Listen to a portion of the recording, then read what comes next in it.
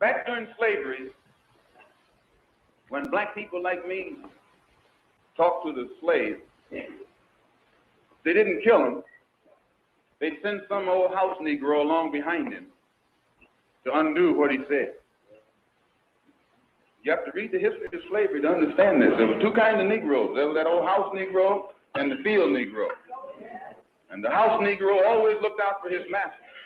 When the field Negroes got too much out of line, he held them back in check.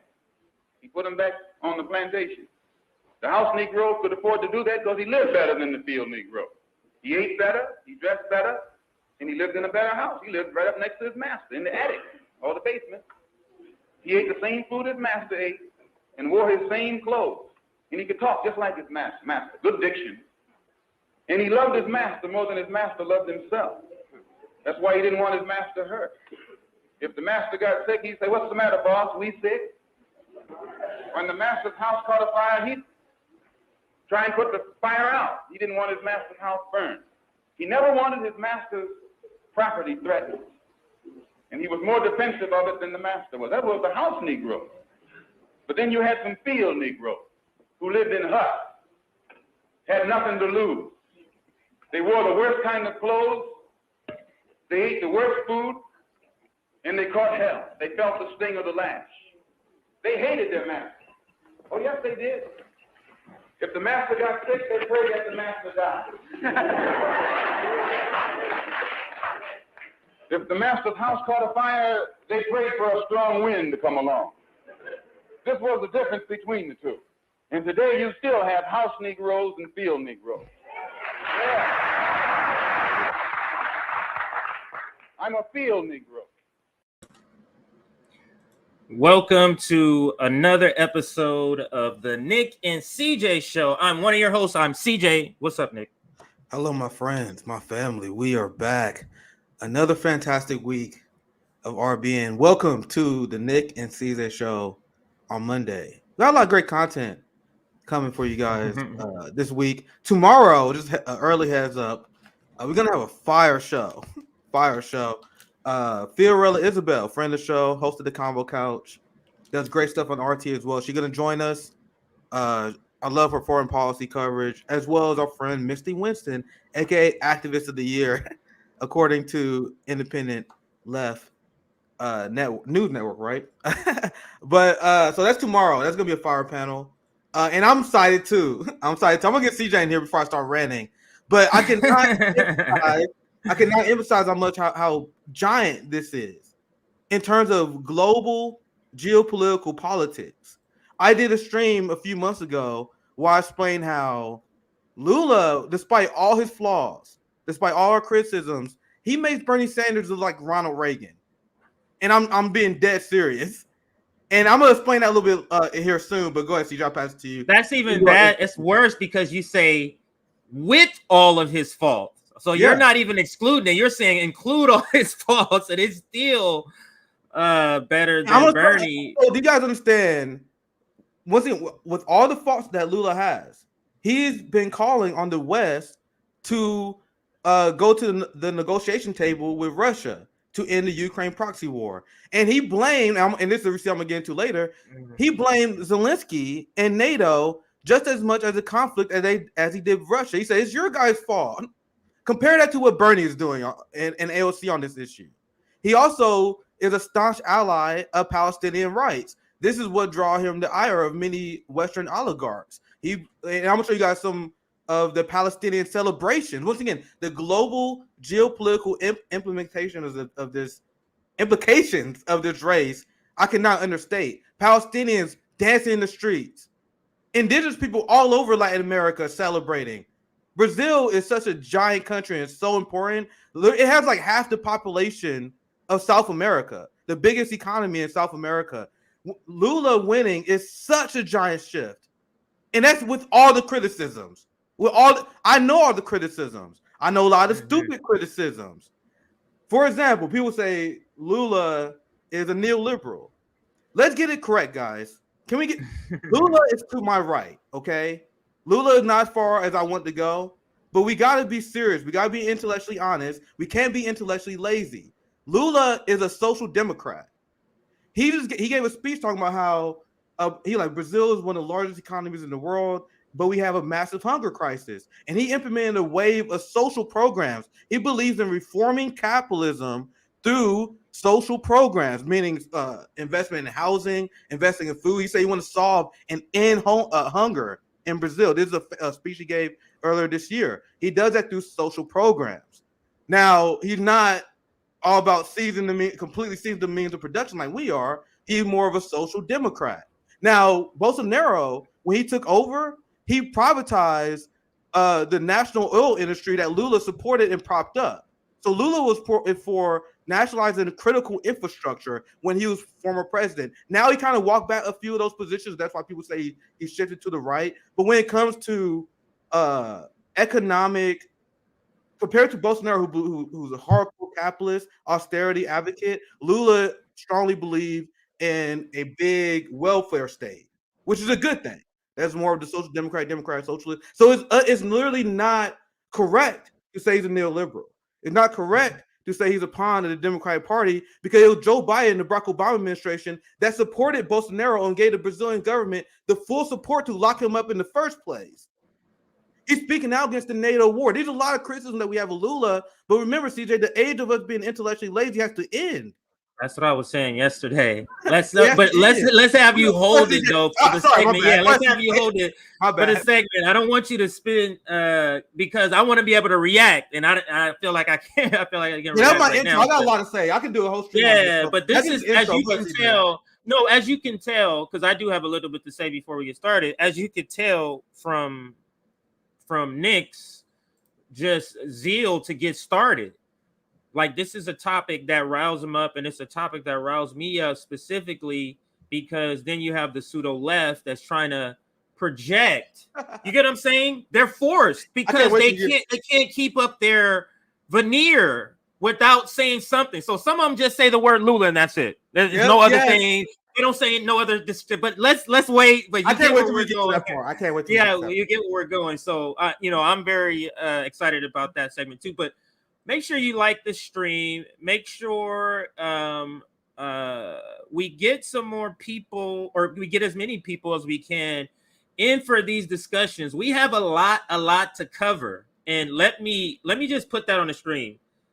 It's so much that we had to create more than one. There's no way we're covering everything today. Just know we have to. We already know. We're accepting it. So this is the target. Let's just say that. So this is the target. So Lula wins, and then we have what we were just referring to, the pseudo left kind of backing or claiming to be part of Lula's left and also Joe Biden's left, which is weird because they're sort of contradictory.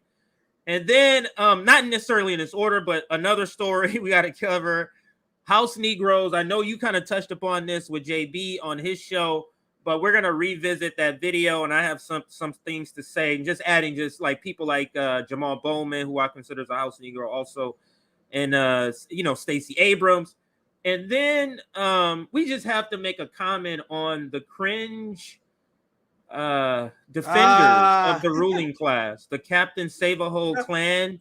That's a new thing. That's new, Nick.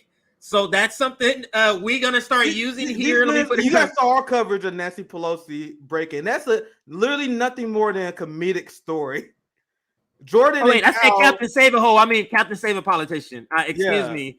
Didn't mean to, I was using the original. I didn't mean to say that. So my apologies. Go ahead. So the working class, the proletariat, this story is nothing more than comedy. Meanwhile, these motherfuckers are taking personal offense. Like, this is the way people have been responding to the story. I watched this MSNBC segment earlier today. Jen Johnson, I tweeted about it. I got the segment right. I might break it down. They was like, oh my God, the attack on Nancy Pelosi. This is so horrific. This reminds me of the 60s when you had civil rights leaders being assassinated. I'm like, they just compared Nancy Pelosi to they were comparing the Nancy Pelosi attack to MLK being killed, to the Kennedy brother being killed. It's like, Jesus fucking Christ. And then Kyle's like, oh my God, just wish Republicans. It was a joke. And he was like, oh my God, I wish y'all just admit you guys want to use violence. Jordan gave a meltdown. He's like, this is why our democracy's gonna die. Anyway, wait, did Malcolm X address that? Did he address that in here? Because I can't. Is it this video or this other video I'm going to show you? But actually, let me show you this video, Nick, because I just want to show you this and get your commentary before we get started in the main thing. It's not even a minute long. I wouldn't suggest that they vote for any party or either party. I would suggest that the so-called Negroes become politically mature, realize the power that they hold in the field of politics, and then once the person who is running is aware that this man is awakened to the power that he holds, then that person who is running will approach that Negro on a more intelligent plane. As it is right now, most of the Negro leaders sell out to the white politicians for crumbs. And a political awakening among Negroes will make it impossible for the present Negro leaders to sell our people out as they've been doing in the past. So you do think Negroes should vote? Negroes should do whatever is necessary to bring about a complete solution to their problem. If it, when I say whatever is necessary, whatever is necessary. You see how I can pause it there, so I'll give my commentary. But you see how, because to me it displays how he is not even at all concerned with the needs of black people. The person interviewing him as a sort of like representing white America. They just, but are you gonna go vote? Like, that's all you got out of what he said. Like, is that you didn't hear all of the layers of things that Malcolm X just said, and all you got of is, do you want to vote? So it's that awakening that I wish that we hope here at RBN is trying to do, to awaken the black community to understand your power. Like, regardless of who you eventually understand, don't be directly in anybody's camp. Because we are in the Democratic Party's camp. That's why they treat us the way they do. But anyway, I just wanted to play that. What are your thoughts on what he said in the video before we get started in the first topic? And I think we're going to start with the only Lula. response I had to that video is funny because Malcolm X was talking about any means necessary, and then he immediately had to try to shift the conversation back to the acceptable dialogue. Right. Malcolm like, we should do whatever is necessary, and it's obviously what everyone know what he means by that. He was like, "Should black people vote? Come on, what about voting?" Like, Malcolm looked at him like, "Nigga, did I say Man, vote?" whatever. I love the reaction. He's like, by any means necessary. That's the nice version. That's a very nice version. You're saying, yeah, he tempered it. Yeah. He did say that. Anyway, go ahead. I think. Oh, I'm sorry. I forgot to shout out the Substack. If you're watching this, if you're not watching this live, you're watching this on replay, and you want to watch this live next time, join our Substack, and you can get notifications. Most of the people are not being notified by YouTube. Some people are, so don't get me wrong, but a lot of people aren't. So if you join our Substack, we can send you directly our YouTube link. You can actually watch it in your email. So if you're watching this on replay or you're catching this late, join our Substack. Also, last time I checked, I think we were at 110 or so likes. We were at 255 people. Can we push that to 200 likes? Let's like the stream. Let's get some more people in here. And Nick, let's toss up a couple of comments and then we'll get started. Sorry, everybody. It's taking us about 20 minutes to get started. Not sorry, but there's a lot to cover in the beginning. There's a lot to get off our chest before we get started. We don't have to get right to it. I'm itching to go. I'm itching to go on Lula because I hear you. You guys, I had my RBN sister, Josana, on. Big shout out to her. She's from Brazil.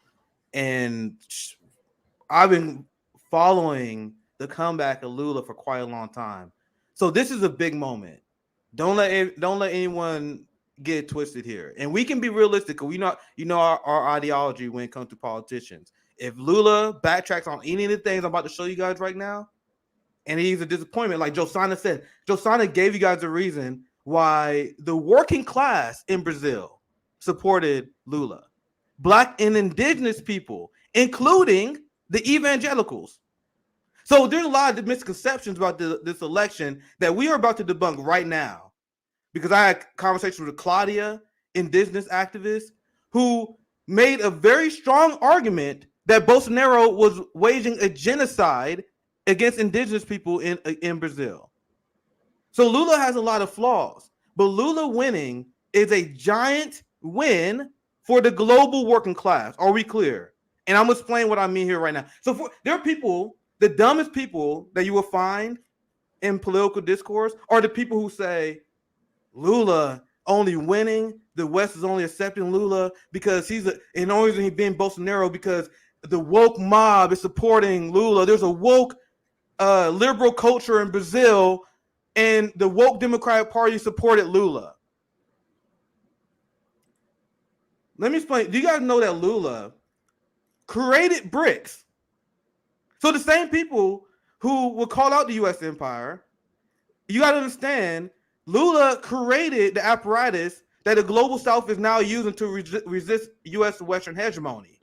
He wanted to create a Latin American-based currency that was separate from the U.S. dollar. And he still, to this day, he ran on that and he said he want to do this. There's something else that we have to keep pressure on. Well, at least Brazilian left, right? Had to keep pressure. I can't read this shit, to be honest. The Brazilian left got to keep pressure on them. Josiah said you will. And the indigenous activists I talked to, because I'm actually learning, like I do with Palestinians, I'm listening to the Brazilian left. I am talking to, I was on Twitter Spaces for like 3 hours with Brazilian indigenous activists that Josiah introduced me to. And I was like, I want to hear from you guys. And Claudia literally didn't speak English.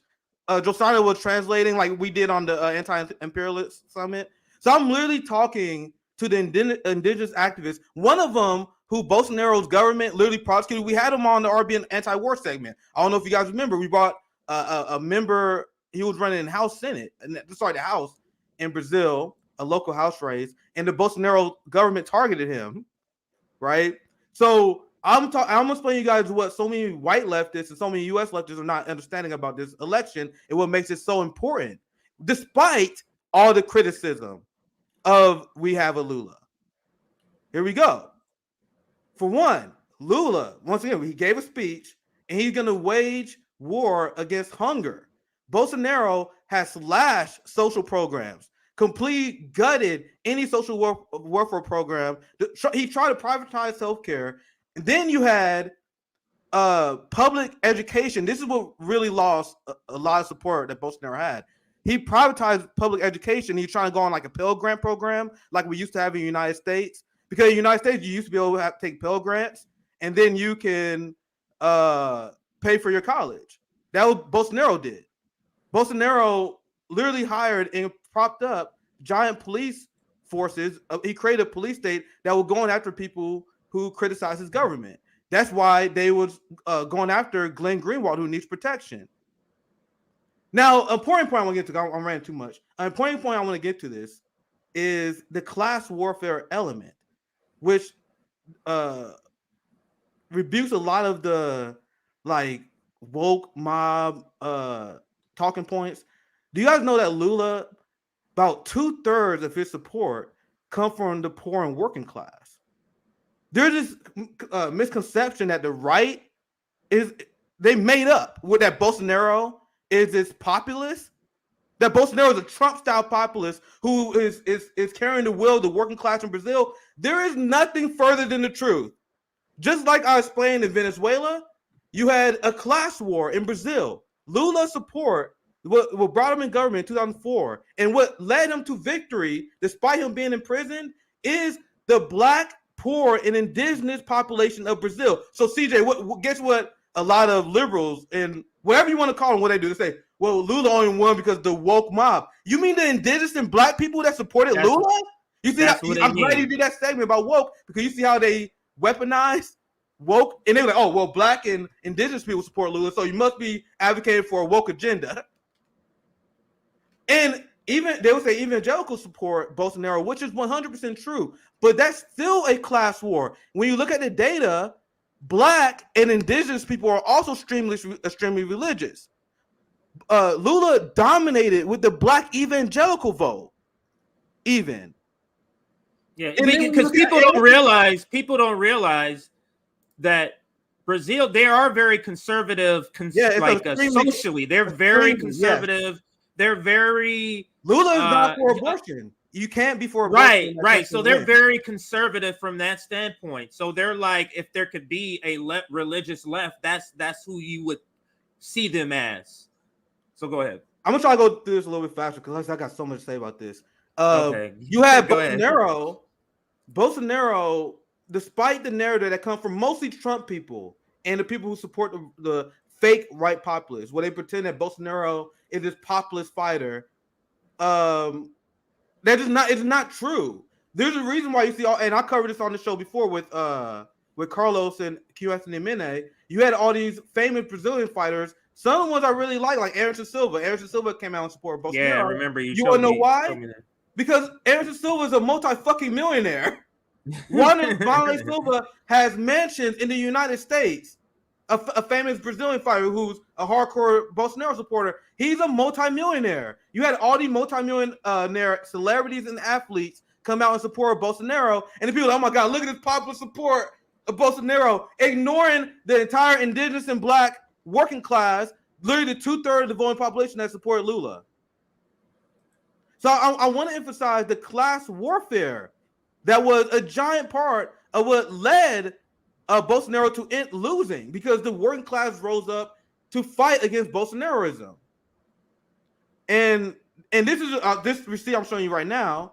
Bolsonaro took billions of dollars of government money and funded it to election campaigns, and he had a record amount of billionaire donors. He raised 300 times more money than Lula with these kind of donors. So you had the extreme rich in Brazil financing Bolsonaro's campaign. He had controlled the entire media because they all class loyal, and Lula still won. I cannot emphasize that. Lula still won. Look up the campaign CAD difference between Lula versus Bolsonaro. And the massive Bolsonaro media apparatus, and Lula still won. That is why what Glenn Greenwald did was so important.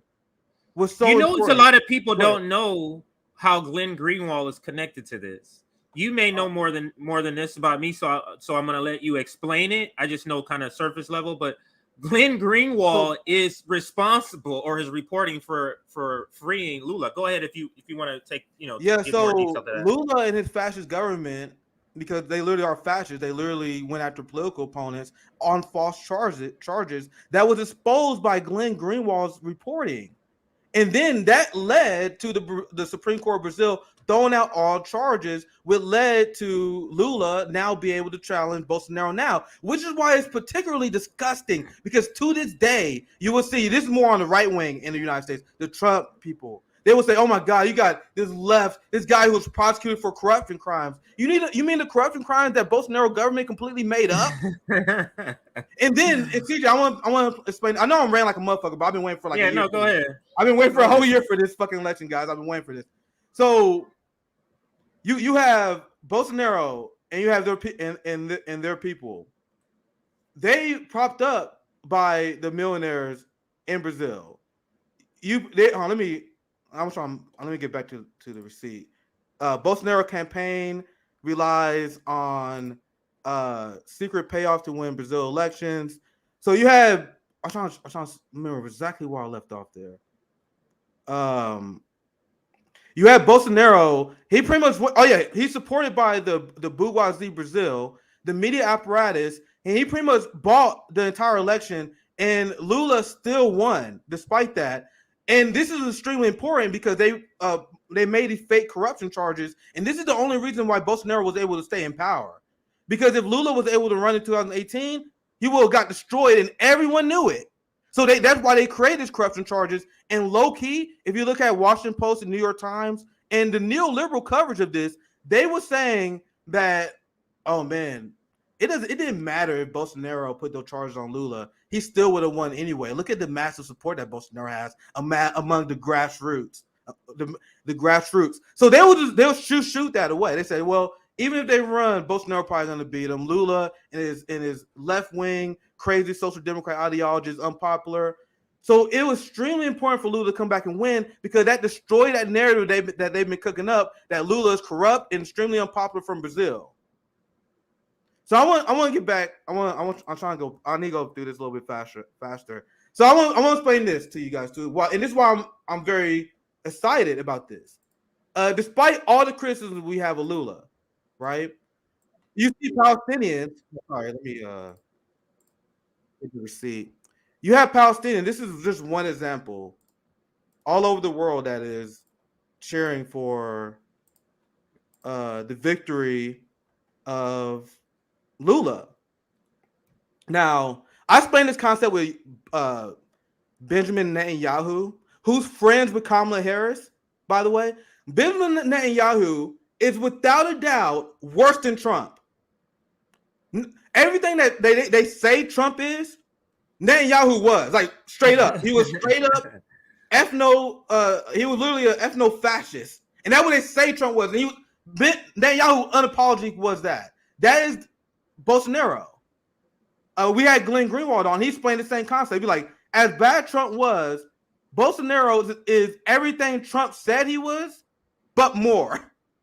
Bolsonaro is an old school, mid-1900s fascist who, when I listen to Brazilian experts, they explain he was pretty much a weak leader who had massive resistance, and he still did massive damage to that country as a weak leader. Like, if he did, and Glenn explained this last week, if he did everything he really wanted to, bruh. So Bolsonaro, worse than Trump. The same as Netanyahu, worse than Trump. But Democrats like both of them. Isn't that funny? Kamala Harris is literally friends with Netanyahu, but she was trying to tell us how much Trump is a unique evil. But anyway, let me get to this point. And I think this just to insert this part, and I think that's what gave the pseudo left the ability to tweet about this, is because Joe Biden tweeted, because he's a head of state, so he kind of has to say something, even though he doesn't like Bolsonaro. You know what the United States did, so it kind of gave him the opening to even say anything. Because if they didn't, you know, like you always say, they are allowed, given permission of what they can talk about. Bro, Bolsonaro used to kill. He used to send, and this guy sent. He's killing workers in the street. Yes, I literally had indigenous activists on. Actually, we did have them on, but I was in the Twitter space. They have paramilitary groups that they used to send. They used to just kill activists, and the media will cover it up. You know, the same way that cops will kill like right, and they cover it up here. Yeah, they straight up cover it up, won't prosecute them, and it would be Bolsonaro's direct political enemies. Do you guys know that Bolsonaro, he used to send paramilitary troops into Venezuela because he was super anti-Maduro? And Lula had disappointing quotes regarding Maduro because he kind of fear-mongers over Maduro as well. But he said, he's directly like, we shouldn't be engaging in violent acts like Bolsonaro does. So once again, not far left as us, but way better than Bolsonaro, who literally sending death squads into Venezuela. So yes, literally like an old school 1900s fascist, where they believe in violence, and he did as much as he possibly can get away with, guys. And I cannot emphasize this enough, right? And this is Palestinians, and I'm gonna try. We're 30 minutes in, but once again, I told you this story was like a year coming for me, so I had a lot to get off my chest. And once again, I'm gonna have Fiorella and Misty on tomorrow. So I know, because I know Fiorella had a lot to say, and she still has a lot to say. Yeah. Like, just go on Twitter, if you want to learn information. And if you did you see Ben Norton's tweet? It's like a string where he's talking about all the things that had happened to Lula, like from the beginning, and who did what, and Bolsonaro, how the U.S. and it's pretty dope. And he has like receipts. He has like receipts in it. Yeah, I've seen coverage of that. I've seen Max and Aaron explain that before as well. I'm gonna get to this receipt here. This is in Palestinian Twitter. I just grabbed one I found. I got a lot of Palestinian accounts I follow. My timeline's pretty based. And this is just one tweet I grabbed. Palestinian leftist friend Lula da Silva wins presidential election against far right. A friend of Zionism, Bolsonaro. Bolsonaro loved him some Zionism, baby. Loved him some fascist ass Zionism. So Palestinian leftists around the globe are not doing this nerdy shit that white leftists in the U.S. are doing, where they're like, well, technically he's not a communist, so he sucks. No, Palestinians are happy because you got a guy who actually will recognize them as humans. This comes down to the core criticism that we have with the squad and Bernie Sanders, that they are weak on imperialism. We as a movement will pressure these politicians and pressure leaders to shift to our positions. But there are certain positions that is a baseline, that is a must. And Lula matches a lot of those things for me. stand So for this is Palestine. let me just point out the example you're trying to make and maybe make it a more direct comparison. So you have Lula, who has a better stance on American imperialism, but he has a terrible stance on abortion. But then you have the pseudo left, who will be fine with somebody who has a terrible stance on imperialism, but is fine, but has the right stance on abortion. But like, this is where we say it's like the threshold for what makes a person a left is kind of flipped. Imperialism should be the starting point. Go ahead. I see that you're making a good point, but this is what Fiorella Isabel talks about all the time.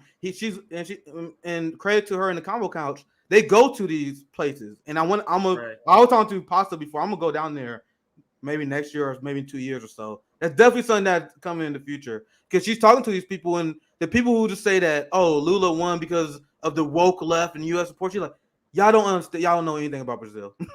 Y'all have no idea what the activists on the ground are saying, the indigenous activists, what the Palestinian left is saying around the world, what the importance regarding the rainforest, the lungs of the world. Like, these are things that is way beyond your guys' nerdy shit. You know what I mean? And I'm all for strong, harsh litmus test, and we are gonna push Lula. Josana gave an impassioned speech on here before. She said, Lula, she shit to the right, we're gonna be on his ass, which we are. But there are material realities that make Lula win a giant win for the global working class. The Amazon rainforest just won a million that we didn't even touch on yet. But the use of police, fascist militias is one.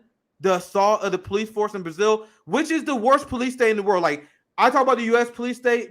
The only argument you can say other that are worse than us, I still think we are worse, is Brazil. And I talk to Brazilian leftists who argue against me on that. Like, and they put up a good fight. They put up a good fight because Brazil police state is horrific, and that is because of Bolsonaro ideology. And now, all right, let me speak through that. I'm ranting too much. Now, so I'm gonna explain this article, and this is why this is big for the global working class, the global anti-war movement. Despite all our criticism of Lula, like I said, a lot of U.S. leftists don't like him because his stance on abortion. He's not strong enough on climate change. Like, he's still for like fracking and drilling, which is a legitimate criticism. The Haiti stuff, also, yeah. Haiti, Haiti is a legit criticism. But I want you guys to understand the entirety of the global left sucks on that, and that's not an excuse. Not an excuse. No, that's not to say. That's to say that all of them are terrible, and he's one of the terrible ones on it. But yeah, that the Haiti stuff, to me, the Haiti stuff is the legit criticism, because we this is something we have to understand that in a revolution, in this Marxist revolution, we have to meet people where their consciousness is currently, and then in hopes of getting them further left or further to our point. You don't exclude people based on certain things, like white left, the American left want your consciousness to already be there. Like, they want the working class people's consciousness to already be there, to already know about pronouns, to already know about they're not gonna know this stuff. They're too busy trying to survive. So you get what I'm saying? So, and I want to that's just not it. But so that's what I have to say about sort of this. See, I want to because this is what I mentioned as well, and this is a criticism. He said Nick is still clueless on Lula. I would challenge on what, but he said as he was when he was a Bernie bro. Read Marxist James Petra on Brazil and Lula. See, this is what I'm talking about, though. Do you think the Palestinian people who are celebrating Lula winning give a fuck about your Marxist critique? Do you think the indigenous people in Brazil who Bolsonaro will literally just genociding care about your Marxist critique? I am a Marxist. There is Marxist critique and left critiques of Lula, but these Western leftists who live in the global imperial core criticizing the Brazilian left, they're literally modem leftists. It sounds so stupid. Like, Brazilian leftists and leftists in the global south, they look at you guys like you guys fucking stupid. I know, 'cause I talk to these people. I talked to the indigenous activists on Twitter. I talked to Josana, who is literally she was dragging us to her like she's a straight up anarchist communist, like straight up. And she's like, yeah, I support Lula because of these reasons. We know that Lula is not perfect. That's what they were saying. All the Marxists and the communists support Lula in Brazil, and they was like, we know he's not perfect, but Bolsonaro is literally killing activists in the streets. He's literally, Nick, it's nothing we can like. There is just a blind spot that leftists, American leftists, and I'm talking about. We talk about a lot of the conditions in the United States, and it's terrible. But if you went to these countries, it is not close. It is not close. Okay, so that's the blind spot. So they can have these sort of modem, sort of computer laptop critiques of people who are entrenched in the burning house. Like they're entrenched in it. Like it's getting close to us. You know what I'm saying? But these people have been living in the depths of the fire that we talk about. So their threshold is simply stop killing. You know what I'm saying? Like it's different. So that's what I have to say, because yeah, and I agree with this comment too. What Lula did in Haiti and his connection to that is terrible.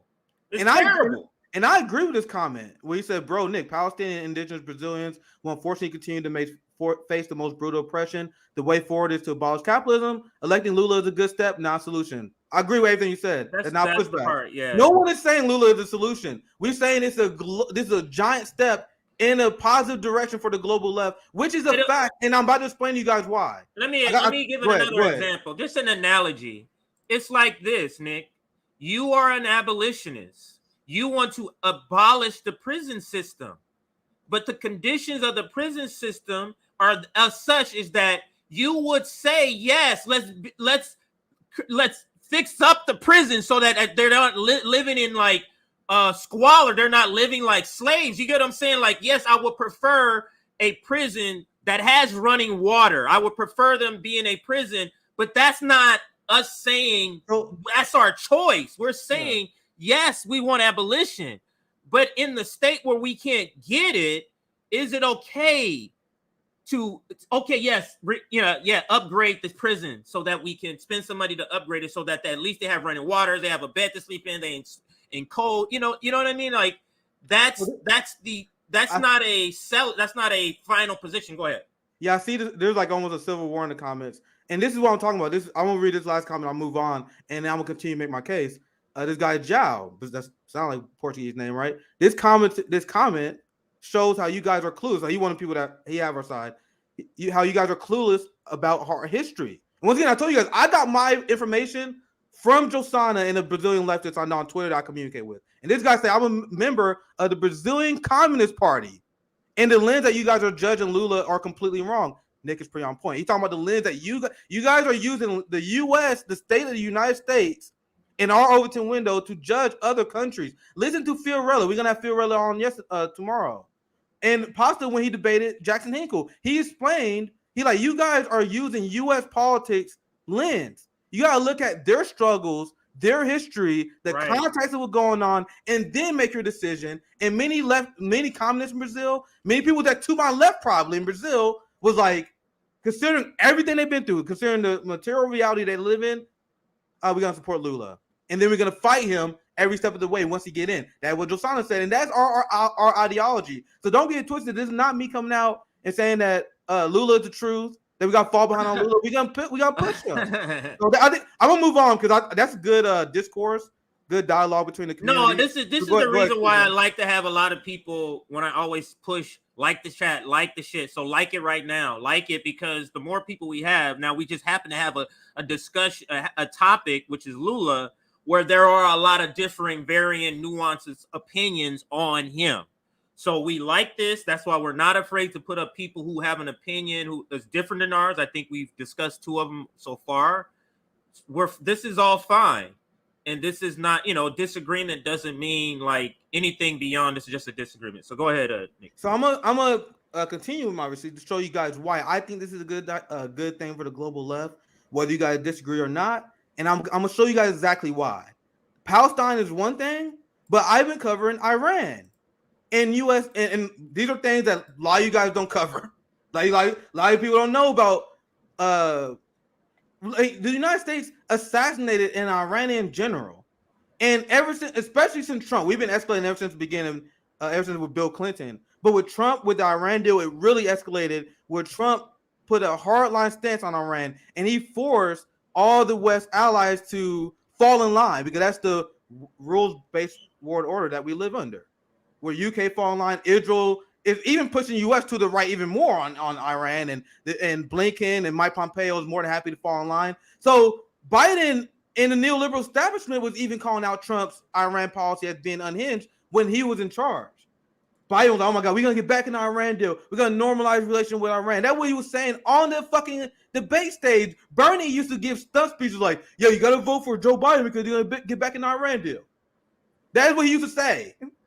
And then a few weeks ago, Anthony Blinken was called out by this by someone in media that was actually doing the job, was like, I thought you guys demonized Trump over his hard stance on Iran. Biden has had a hard stance on Iran since the beginning, refused to budge on negotiations, refused to get back into the Iran deal like he promised, and then they called him out on it, and he's like, I thought you guys said you're going to reverse Trump's policy on Iran. And then Blinken was like, no, we're not doing that. That was just for show. Tricked you. That was just vibes. That was just vibes, bro. That was just vibes. You guys thought there was a difference between foreign policy. Anyway, so Lula has been critical of the West stance on Iran, and with the formation of BRICS, with the negotiation power that Brazil, China, and Russia are going to have, this is giant because Bolsonaro, like all U.S. puppets in the global South, was just going on with the U.S. and he was demonizing Iran. So this article, which is he being serious? I don't know if he's saying it's like a bad thing or a good thing because he said pro-Palestinian, pro-Iran Lula. If you look at a lot of like Fox News headlines on Lula, they will always say stuff like Lula is Iran appeaser. AKA an advocate for peace. So guys, Lula is not as far left as we want him to be, but these are very important geopolitical stances that I criticize the U.S. left because they don't take them. But I mean, I don't see because the same people will then support Bernie Sanders. How is that any different? Like Bernie Sanders is terrible on a lot of issues, in particular foreign policy, but they support him because he supports $15 minimum wage. Like it's such a backwards sort of thing that happens. But go ahead, Nick. So later, I was just reading this piece from the article. Later in 2010, Brazil recognized the Palestinian state. So he was one of like the early people that like, yeah, we stand with Palestine, and that was a big part of what. And another thing, because we're harshly critical of the U.S. left here, because of their support.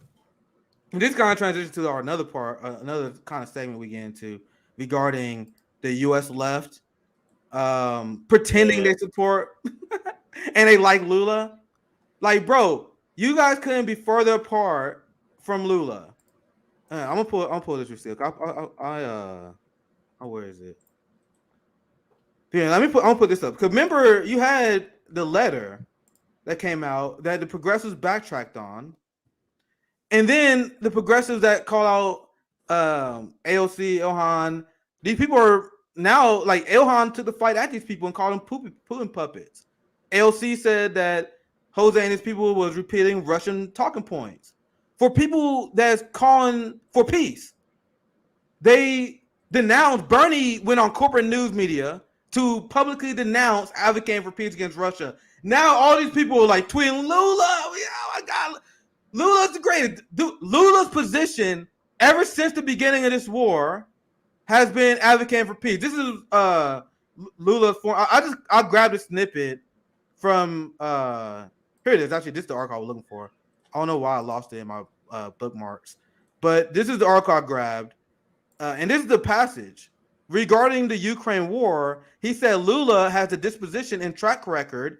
Track record meaning he's been talking about this for months, guys, to contribute to peace talks The same thing that Bernie Sanders and the left just denounced.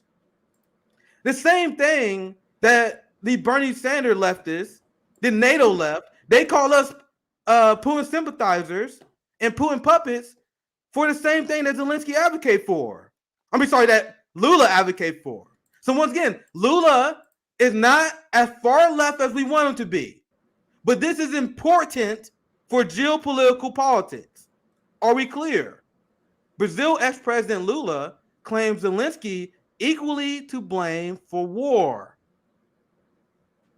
If any progressive congressperson said this in the United States, they would send Bernie personally to beat his ass. Remember, with all our criticism, Lula makes Bernie Sanders look like Ronald Reagan, willing to call out U.S. warmongering on Iran, and he literally curated BRICS. And he looking to expand it. He's been running on expanding BRICS. So I've seen the same people that call him a neoliberal. How are you gonna say that when he literally creating the geopolitical formation and expanded on it that challenges the imperialist capitalist core that we're fighting against right now? And he's the one who created BRICS, and it was his idea because it was originally India and South Africa. It was Lula's idea and his faction to invite China. They was pro-China. Lula to this day is pro-China. When you listen to him speak. Is that the pro-Democrat position, guys? Is that the position of the neoliberal woke mob? No, they hate China. The squad hate China. John Fetterman was just asked, what is the biggest foreign policy threat? Yeah. And he said China. Lula is not on the same level as them. He's not where we at. But this is a big win for the geopolitical left. And unless you guys come with the hard receipts, I'm showing you guys real current events, real geopolitical struggles, and Lula renouncing and rebuking the establishment, the Western establishment. And if Lula does not follow through, guess who's going to be here to be on his ass the same way I was on Bernie's ass, the same way I'm on AOC's ass. We tell the truth about the position and they lie about it, then we hold them accountable. But this is giant. Calling out NATO, calling out Zelensky. He wanted to spam breaks to have Argentina in there in the organization. May I go on? We're like, God damn, I got so many receipts. CJ, anything you want to add? Because I've been ranting for a while. I literally might say the rest for Fiorello. I'm just gonna no. I mean, we can go in and out. I just want to show you some of because you were just talking about the pseudo left. So I want to just show some of the tweets because just to piggyback off what Nick was just saying.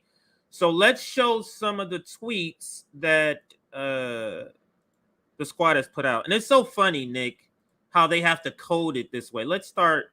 Well, Nina Turner's not in office, so we're gonna compare in office to not in office. So let's look at Nina Turner's tweet first. So here's hers. It says, "Congratulations to Lula on your victory. This is such great good news for Brazilians and for global movement for economic and social and racial and environmental justice. Viva." Oh my Lula. Fucking God.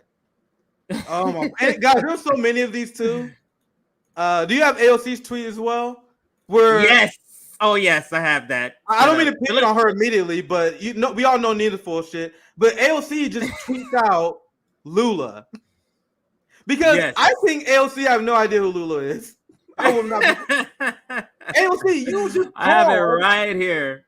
AOC, you just called people who advocated for peace with Russia Putin puppets.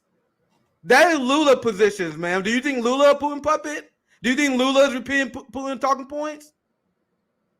Lula, unlike you guys, want to form a positive relationship with China. You vote to send weapons to Taiwan. You guys are not the same. Go ahead, CJ. But why do you think people like her in particular, like elected people, why do you think I think they have to do this because they see all the left people kind of going, or a lot of the left people saying Lula. So in order to keep their veneer, they also have to sort of like project it. But you notice how she has to keep it short. Either that or either what I'm saying or what you're saying, that she has no idea. But let's look at Ilhan Omar's and notice what they both do, Nick. They both just say Lula, and it's either because they don't know who he is, it's either that, or, and I think either one of these is bad. So it's either that they don't know, or it's that she's just telling you what physically happened. Or it's that they can't go into the details of what he believes. Oh, yep, CJ, that's exactly They can't do it because it conflicts with the Democrats. They can't talk about his stance on Ukraine. They can't. So they can't go. CJ. This is a great victory for socialism because of blah blah blah blah. He's calling, speaking truth to power. But guess who could do that? Somebody like Kashama Sawan. She can say this is a good victory for the geopolitical left because he speaks truth to the imperialist core. He stands up about Iran. You know what I mean? They can't say any of that.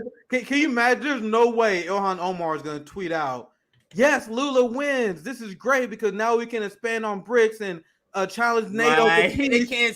He's not going to say why. I love that point. I didn't even think about that before. Yeah, like, Lula, hey guys, I'm down, I'm hip, I know what's going on. They have no idea Lula's position. But I think either way is bad. Like either your way where they don't know who he is, or the way that I'm saying because they know it's gonna it conflicts with their own party, and they can't draw attention to that, especially considering what the fallout because of the whole letter thing. So yeah, I have one more thing to share on the Lula, and then we can move on to the go ahead. story. Go ahead. This should be quick. We had Glenn on, and I asked him about his position on the Brazilian election.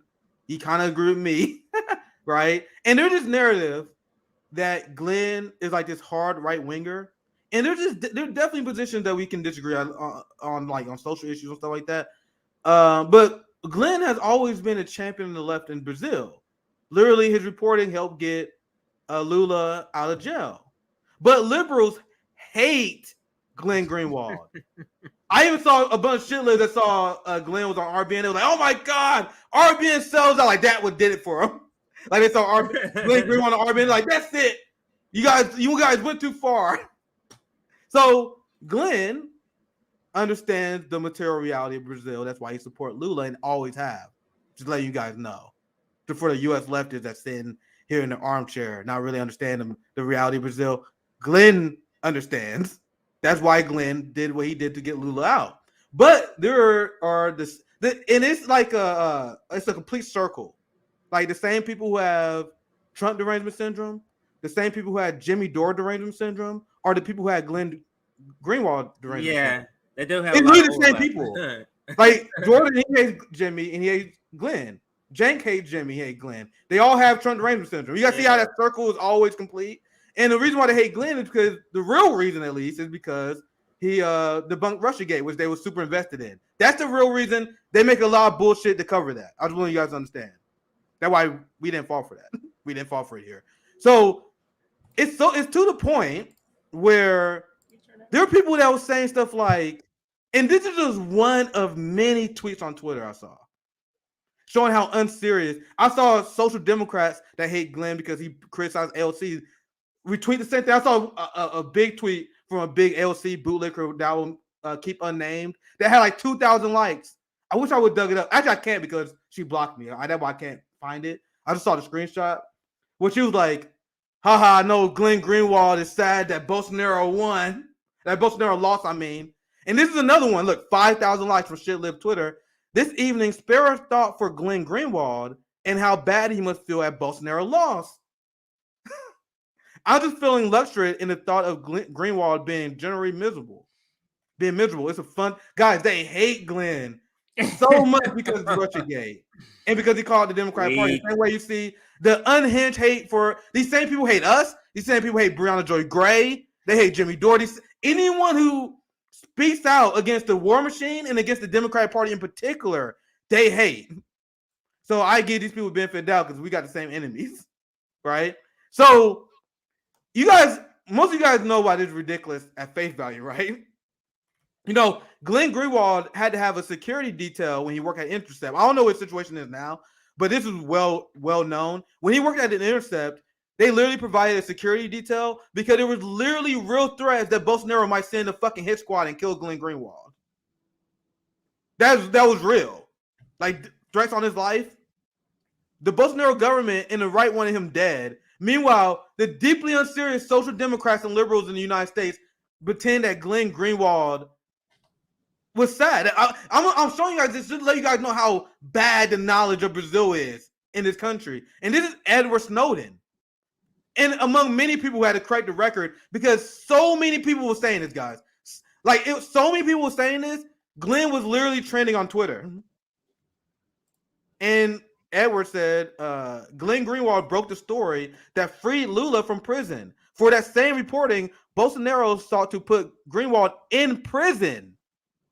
You guys see what I'm talking about when I say that Bolsonaro is literally everything that they say Trump is, plus more? Yep. I mean, Trump did the same thing with, he tried to do the same thing with Julian Assange, but once again, the point being, everything that Trump is, that you guys say Trump is, Bolsonaro is literally that. Old school, early style 1900s fascist. And he couldn't get everything he wanted done because of the limits of power he had in Brazil. If he really had full control of government and without restraints, bro, the amount of damage that man would cause. But anyway, this is Edward Snowden correcting the record. And Glenn was like defending himself all day because people were going after him. This is Lula literally tweeting out, I just had to thank the journalist Greenwald who managed to prove journalistically what my defense has always denounced about Lada Jadao, and Global decided to ignore what the Intercept revealed in order to preserve the clay saint that created this. So this is Lula literally thanking Greenwald. So I'm showing you guys this once again. There's a reason why, despite Lula being significantly to my right, I think this is a good victory. CJ, anything you want to add? And I got more, but I'll save it for I'll save the rest for tomorrow. Yeah, I do want to just direct people to a place. I'm not gonna read these tweets, but I do want to show them and show you what I was talking about earlier. So this is Ben Norton's thread. You can go search this. I mean, it's pretty long. But it just kind of goes through and it gives the receipts and it shows the election there, and then it shows how a Brazilian president making a Pan-African currency, and it talks about some of the things that he wants to do and how the far right back coups attempts and in there, and then he gives the article there. Then some more where he talks about Lula, the creation of a multipolar world. It's a quote from him, and then there's the article there. And then also it just talks about Lula condemned U.S. coups against Venezuela. He correctly stressed that Nicolas Maduro was democratically elected. Lula said U.S. puppet Guaido was a fraud who should be in prison. So it's just several different things where he's trying to show the story of these two people. And then this article, Brazil's far-right president visits CIA on friendly U.S. tour. Let me read this, though. The corrupt U.S.-backed Brazilian judge, Sergio Moro, who oversaw the coup and imprisoned Lula in bogus Lava Jato operation, was rewarded by Bolsonaro by becoming Minister of Justice. Then they visited CIA headquarters to thank their imperialist masters, and here's the article attached there. So just wanted to show there's a lot of good information. You may not have even seen some of the information in there because it's pretty long. Like I didn't even go through half of the stuff that's there. Yeah, so I saw Ben's video covering the election. So I'm pretty sure that was like the Twitter version. Like he had a great breakdown on the Brazil election. So yeah, he does a good job on that. I didn't see the Twitter thread, but I saw his initial breakdown of it. All right, so let's go to the next story because I've been ranting like a motherfucker for the last. Yeah, let me do some talking here. Let me do some talking here because I'm gonna go to the Obama, the House Negro. So let's go to this story because I feel like this is a quicker story. So I do want to go to that. Let me share my screen in a video while Nick takes a breather. He's been waiting for this story about Lula for a long, long time. So let me see which one it is. Hang on a second here. This one is Viper Motors. Okay, that's the one. I have a multiple tweets up for Obama, and I just needed to make sure which video I wanted to start with. So we're going to start here. And of course, all of you have seen this video. If you're on any social media, from Instagram to I've seen it on Instagram, Facebook. I've seen it everywhere, and of course, Twitter. But this next segment, Obama, the House Negro, it's going to be a short segment, and it's on his tour. I just want to play some of the reaction of his tour for the ruling class. Let's first check where we're at. If you're just watching us now, like the video, please. Let's see if we can get our numbers up for our likes. We're at 400, a little over 400 people. Oops, slipping out. A little over 400 people watching. And welcome if you're new. Subscribe if you like the content. We have 301 like. Can we push that to 350? 50 more likes. Let's get 50 more likes. Let's get a few more people in. We still have a bunch of stories to cover. So if you're just getting here, it's not like, I know, yeah, you missed the Lula story, but we have this one here, the House Negroes. We also have defenders of the ruling class. That's another segment that's on its way. So make sure you stay tuned for that. But like I said, like the stream, if you want to get notifications of streams like this, unannounced streams like we did over the weekend, like the Glenn Greenwald live stream, join our Substack, and we send notifications generally 30 to 45 minutes ahead of time. Like this one was more like a little over an hour of notification to join the stream. So if you join our Substack, you will get those notifications. Eventually, we're going to start writing on there, but that's way down the line when we start to get more time, when we're able to not have, we're able to do this full time. That's when we're going to be able to do that. Now, subscribe to this channel. We're trying to get to 30,000. Before we started, we were at 24,242. And yesterday, we were at 24,173. So just overnight, we gained like 70 some odd followers. I just want to shout out the video I did yesterday. 500 last week, so yeah, that's true. So yeah, I want to shout out the video I did yesterday. The word woke. I did a stream on the word woke. Go check that out. I think it's very informative. I almost feel like I should. Yeah, you did a great job on that. I was watching the whole thing.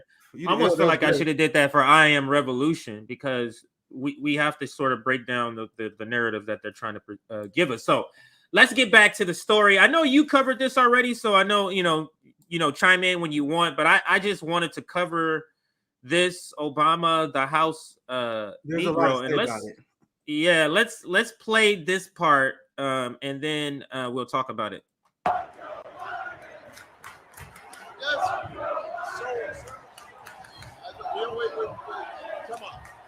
So just like yesterday with JB, this is the edited version of the video. Yeah, I know. Okay, I only want to say that because the edited version of this video is spreading like wildfire, and there's a lot of people that think this is the real version. That's why I just want to say. That's why I want to say. I had to make sure that we set out because. Yes, So when you were off, I was like, I told people that there's a multiple of these videos I'm going to show. It's the same video, but I'm going to show them this fake one, and then I have the real one prep where you will actually hear what actually he says. So, but this one is classic. I wanted to play it, but as Nick stated, and I should have said this too. This is the first one I'm showing you is the fake one, and then I'm showing you the real one. So here we go. Come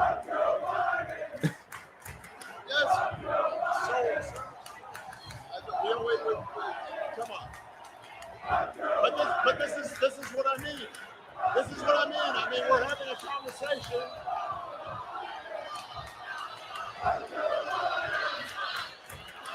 Hold on a minute.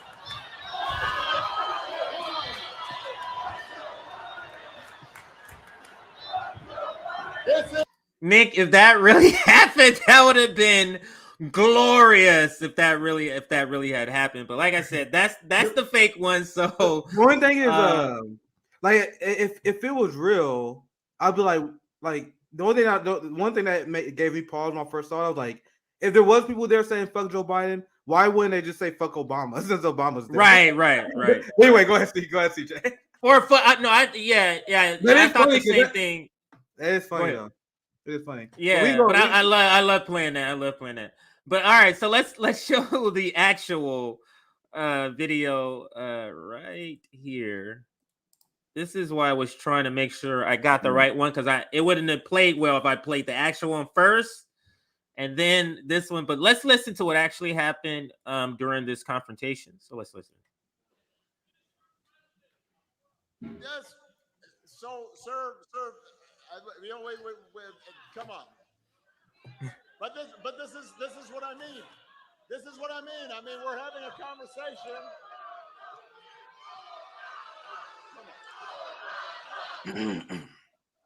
Right now. Disgusting. And then the working class, they get and shield the imperialist house Negro. They shield them against the other. Like it's terrible. But let's continue with the video and see what else happens here. You'll have a chance to talk sometime soon. We don't have to interrupt each other. You notice when they always say that, the second person that they're talking about, they never have that opportunity. They never get that. You'll have a chance to talk. The reason that they're having to interrupt you is because they're not being heard in any other context. That's the entire reason you have to be interrupted. Go ahead, Nick.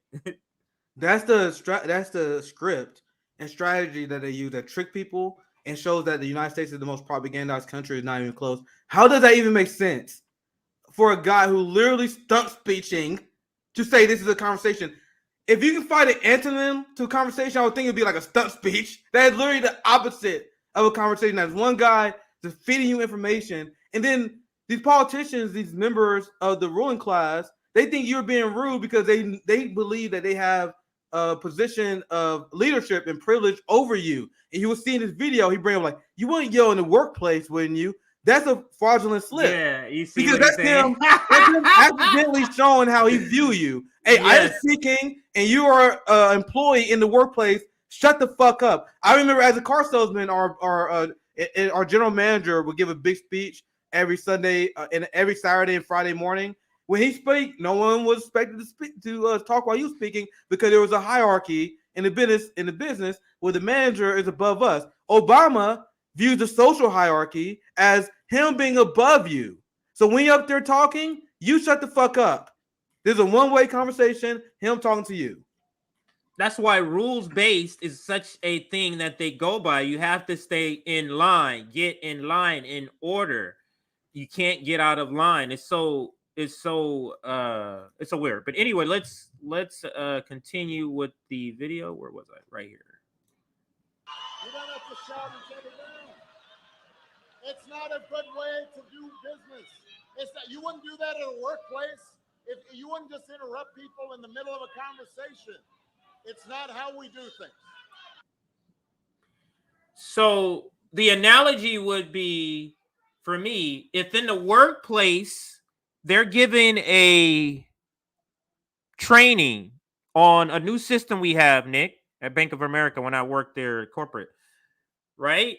But somebody runs in and interrupts and says, there's a fucking fire over there. That's something to interrupt.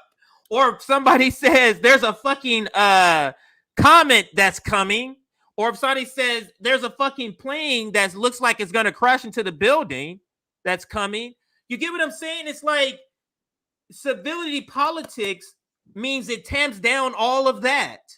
It's get in line. It's get in line for your comet coming. Get in line for your, like, that's what it is. Go ahead, Nick. Civility politics is the enemy of the working class. I explained this with JB earlier. Let's put this into context so you guys understand how ridiculous this is, because you and JB, you guys kill it with analogies. I'm gonna try one, right? I'm gonna explain here soon. The New York Times lied about this event. The entire media lied about this event. The entire media pretended that it was like a right-wing protester, but it was an anti-war protester. So let me put it into real context for you guys. Imagine if you had a group event, an activity, let's say a company event, if you will. And you're like, we're going to have a speaker, right? and then you guys hire a speaker, and they put a mass murder up there. Like, there's a guy who is a mass fucking murderer, and he giving a speech at your company like everything's normal. Like, hey, you guys should work hard. You guys should respect company ethics. And you over here, you watching, you horrified, like, hey, this guy's a fucking murderer. And then imagine if you did that, and people be like, oh my God, Nick, you being uncivil. Yeah, he killed a few people. Do you guys see how ridiculous that is? Civility politics brainwash people, and they just do this with politicians all the time. Barack Obama is a mass murderer. He should have no peace, let alone some guy interrupting. If there's a war criminal giving a speech at your wedding, if my sister had a wedding and there was a war criminal like, yo, I'm gonna speak on behalf of Monica, of Nick's sister, and I'll be standing like, hey, y'all know what that nigga did? Even if it's your sister's wedding, you still gonna get up and be like, hey, there's a rapist. Eulogize, like there's someone who died. Like if there was like a mass murderer or a rapist eulogizing my late grandfather, I'd be like, you are not good. No, get this man out of here. Anyway, you guys get the point. But think about it. When do they hear when the worker talks? Think about it. What laws do they have implemented because of protests, to curb protests? How do they even address protests? How do they address you got to get permits to protest? Like, you see how it has to be in an orderly. That means you're never gonna get what you want if you only bring up the shit from the ruling class when they want you to bring it up. That means you're never gonna get your issue solved. But this is let me play the video some more, because there's more of that what he says that we want to comment on. Let's play some more. And this is part of the point that I want to make. Just basic civility and courtesy works. And that's what we want to try to encourage. So, listen, that's okay. No. Wait. Quiet down. Look, listen. Hey, hold up. Hold on a minute. We silenced that guy. We silenced the protester. Listen, everybody. Hey, y'all up there, pay attention.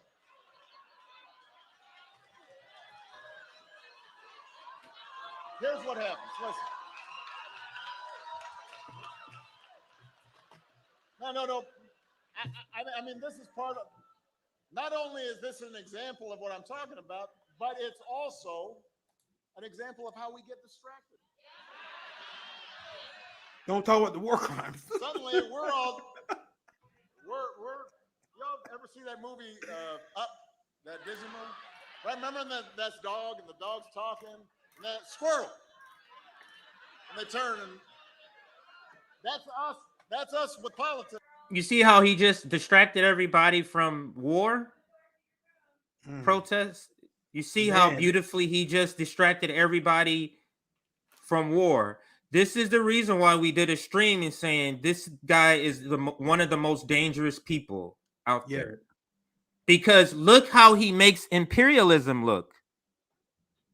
Doesn't imperialism look great? This is why they don't want Trump in, because Trump gives he gives the mirror face of imperialism, where Obama gives the charm of imperialism. Come on. He sings. He takes off his shirt and shit with no tie, Nick. He's one of us. Now you know why he got excuse me. Now you know why Now you know why he got Martha Vineyard now. Like he's the Michael Jordan of war crimes. Yeah. He's the greatest empire manager we ever seen. And I'm not saying that as a compliment. I'll be like, man, Barack Obama is the greatest president we ever seen in our life. And now compliment, he's the greatest at running the empire. He got people to forget all about Guantanamo Bay.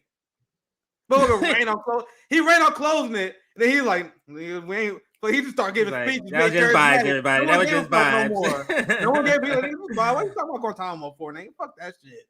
Fuck that shit. I don't care. And then we vibing. I'm on BET and I'm on a basketball team. Now, see, you mind if I share something real quick? Because it go ahead. You can take that down. Just real quick. I just got one receipt. It related to the video. So in the video, as you see that the one we played, you can't hear what the protester is saying to Obama. Now, this is something I noticed after I covered this on JB. This is why I want to bring something new to the table here. The media has been lying en masse about the Obama protest. I seen the MSNBC coverage of this where it was like, oh my God, you had MAGA people interrupting Obama, jeering him. And it's like, these are anti-war protesters. And I'm going to give you guys just another example. New York Times. And they're going to have to find a way to cover for this. We see in Europe already massive protests in Germany and France that has been completely suppressed by the Western media. Completely suppressed. And they're not even talking about the discontent because the European. I got a few more receipts I'm going to share. There was a giant protest in Paris not too long ago over NATO. UK, there are a ton of upset citizens over the cost of living. So there's going to be more people calling these leaders out on war. And look at this. Look how vague this headline is. And this is on purpose. Barack Obama was twice interrupted by hecklers at a campaign rally in Detroit for Governor Gretchen Whitmer and other Democrats, including while he was lamenting the attacks on Nancy Pelosi's husband, Paul Pelosi, and the rise of violent political rhetoric. What the fuck does Nancy Pelosi have to do with any of that? And what just happened? You guys see what the corporate media is doing? And we covered this with AOC, and she used the Nancy Pelosi attack. Yeah, it was like, oh my God, this is another example of the threats on democracy, the rise of right-wing extremism. They somehow connected an anti-war protester to Nancy Pelosi's husband. So they know what they're doing. They lied without actually lying. So the implication, if you don't know what this guy said, when you read his headline, you would think that he's just some Trumper who jeering Obama because he's standing up for Nancy Pelosi. But look, this is what Wyatt Reed, friend of the show here. And look, this is in the article. He points this out. They are literally lying and purposely. And it is lying by omission is a lie. Are we clear? Yes. This is in the article. The rest of what the man said was not picked up by microphones or cameras. And look, they said the man shouted, "Mr. Obama." And then they said everything he said after that you can't hear. Bullshit. There's a video of it. There's literally a video. These people are clowns and liars. Clowns and liars. Shamelessly. We are the most propagandized country. So let's watch the video. We didn't cover this on the JB show because I didn't see this video before that. Right? So let's see what the guy said. What led to him being booed, shouted out. And by the way, that I showed this tweet because I had the easy accessible receipts right here. But every single corporate media, Washington Post, everyone covered it like this. Not saying that he was a right winger, but they will bring up like Obama was attacking Trumpism, and then someone heckled him. And so if you don't know what happened, you would think, oh, this guy heckled him because he's a Trump supporter. It's a lot. But this is what I talk about. This is what I'm talking about, Nick. Yeah. This is so funny because you and I just talked about this exact example of propaganda style where you omit, you leave out. Yep. They're just leaving out the context visually. They're leaving out the context audio-wise, because we talked about it in the context of reading, leaving out stuff. But they're leaving out these things so that the average person, this is such a perfect example. This is what I mean by creating the conditions for you to believe it. So get what they did. So they paint the conditions by telling you over and over in other stories what's happening. These things are happening, right? Not saying it in this story like you're saying. They're not saying it in this story, but they told you about it a million other times already. So they don't have to say it here. They omit the detail that would explain what he's saying and leave it for you to fill in all the memories you had from the stories they gave you. Yes. This is how they do it. Such a textbook example of how propaganda misleads people. That's why I wanted to bring this up, because me and CJ CJ hosts Propaganda Report. So I always love your analysis on how the media, because I see it everywhere I see it. And this is another example of why people who subscribe to the New York Times, the people who watch Fox News, the people who watch CNN, they're literally less informed than people who just don't fucking watch it. Like the average person who's just doing their shit, they got better political instincts. And that literally been shown in studies. People who watch corporate media, at least, I would stick with watching corporate media. If you watch CNN, MSNBC, you're literally less informed than people who don't. And this story is an example why. Right? Because if you didn't read the story, you'd be asking questions like, man, what did that guy say? Why you wondering why he hacking Obama? Well, damn, what's up with this reaction? And if you read the corporate media headlines, you'd be like, man, this dude fucking heckling Obama because he calling out Trump. Right. And we don't really know, man. It wasn't picked up. But anyway, let me play the video. I'm gonna show you guys. We didn't cover this yesterday because I didn't see the video.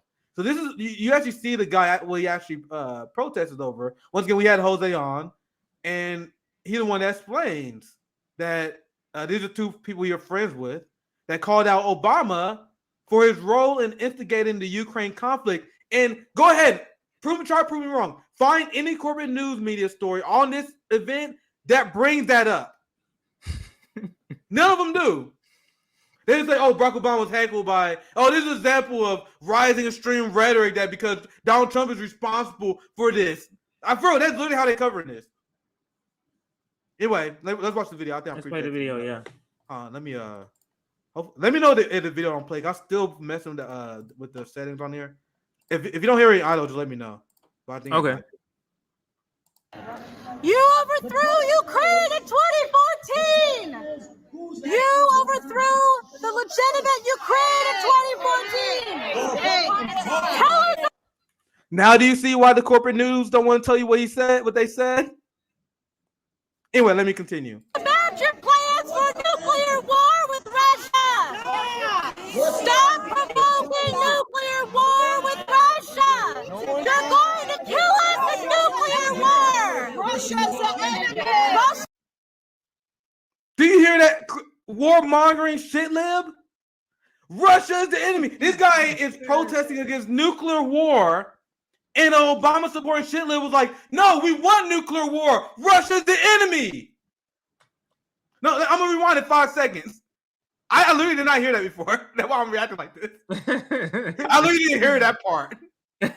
Listen. To kill us with nuclear war. Russia's the enemy. Russia is not the enemy. Russia's the enemy. Stop getting us into nuclear war with Russia. No nuclear war. Victorian no and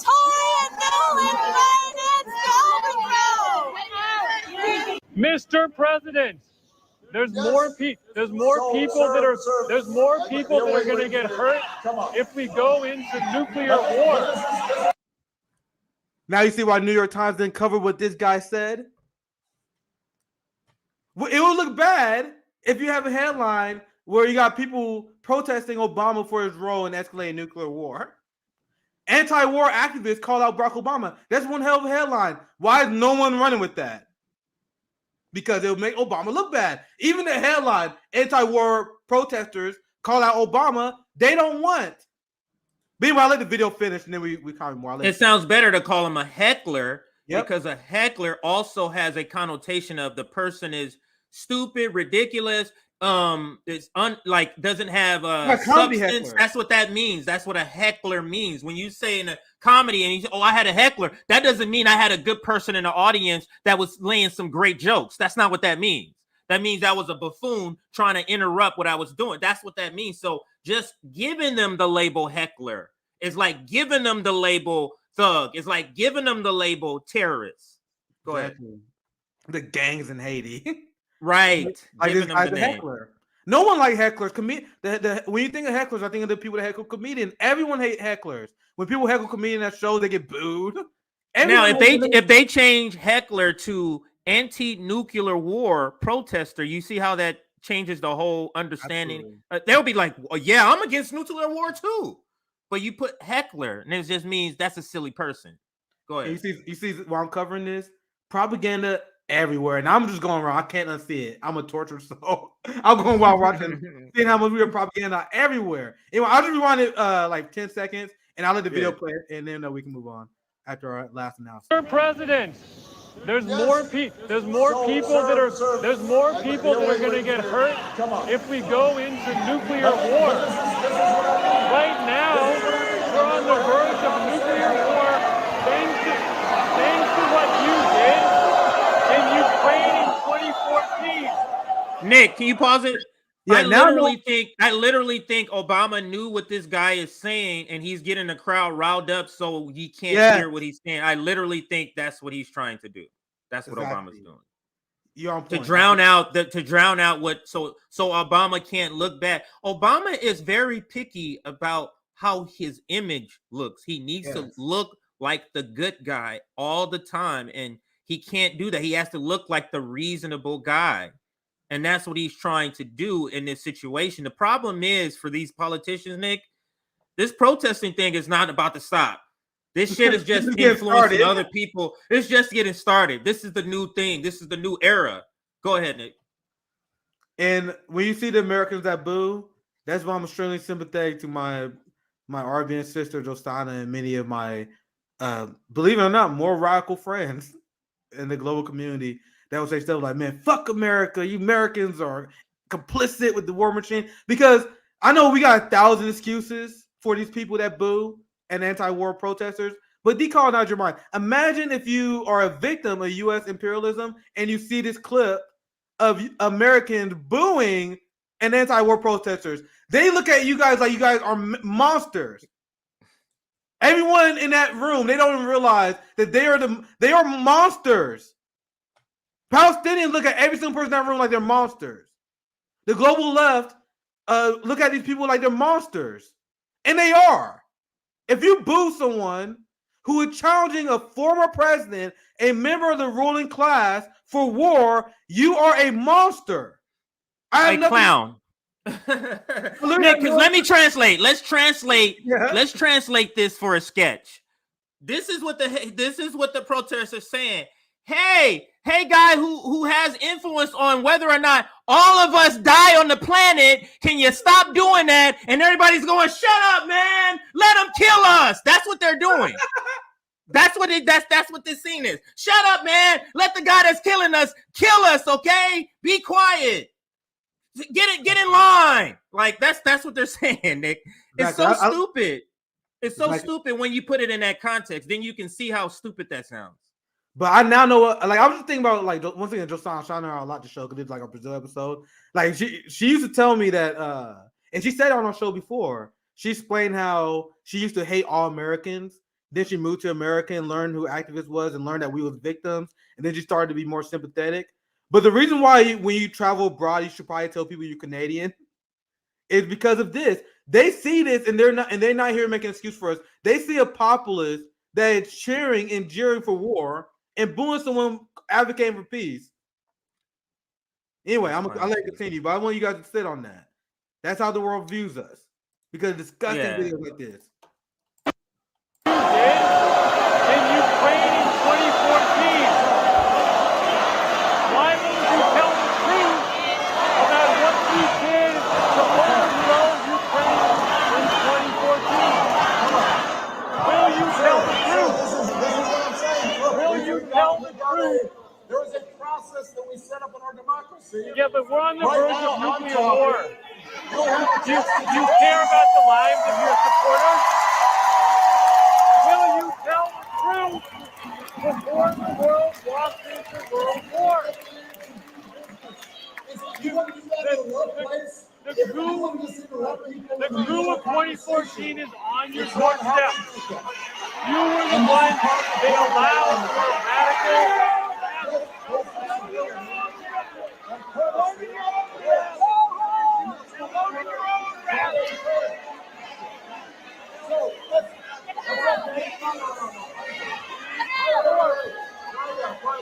This. You respect the lives of your own supporters. Will you tell the truth to us, or will you give back your peace prize? Now do you guys see why the New York Times had to lie about this?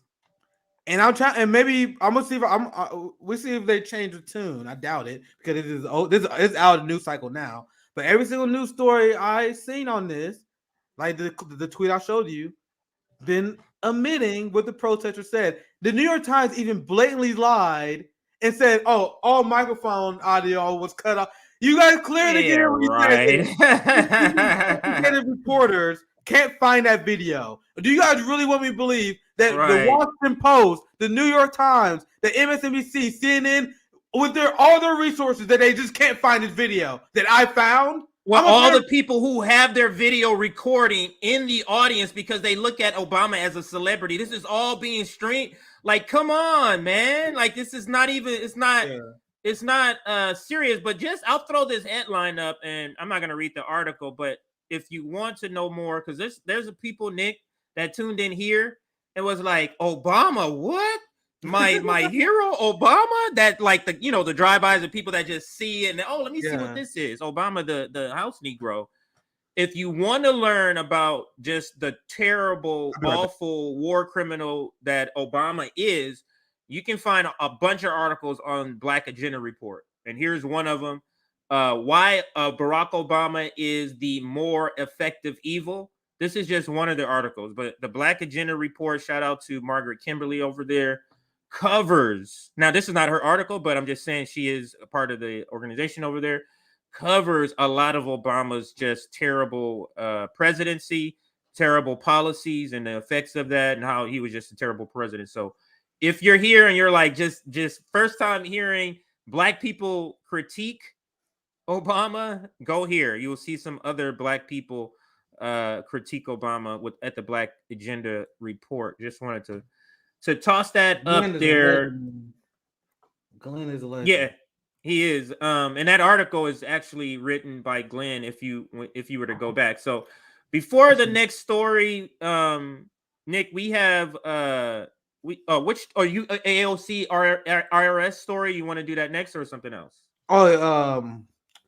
Yeah, we have that one. What else we have left? Damn, we about 90 minutes in already. All right, let's do it. The IRS story shouldn't be long. Because the Kyle and story is that's a good one to end on. That's a good one. That's gonna be quick. Yeah, that's not gonna.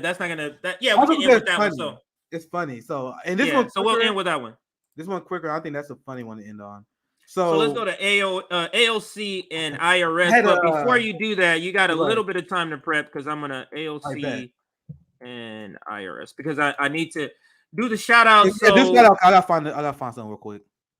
Yeah, so let's do the shout out. So make sure you subscribe to. So we did the Lula story. If you just joining us, then we are just rounding out or just finished the Barack Obama story, and we're gonna finish the stream with this story, Defenders of the Ruling Class. We're gonna finish the stream, but before we get to that story, we're gonna cover the AOC.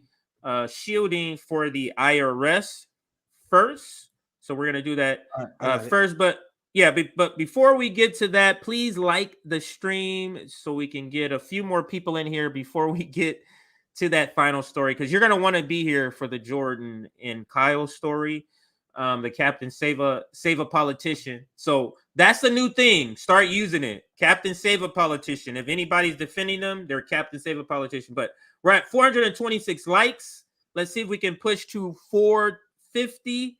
Just 25 more, 450. Join our Substack if you want to get notifications of when we go live. So if you're watching this on replay and you wish you knew that when we were live because you would have watched it live, join our Substack and you will get that notification. All right, Nick, back to the story.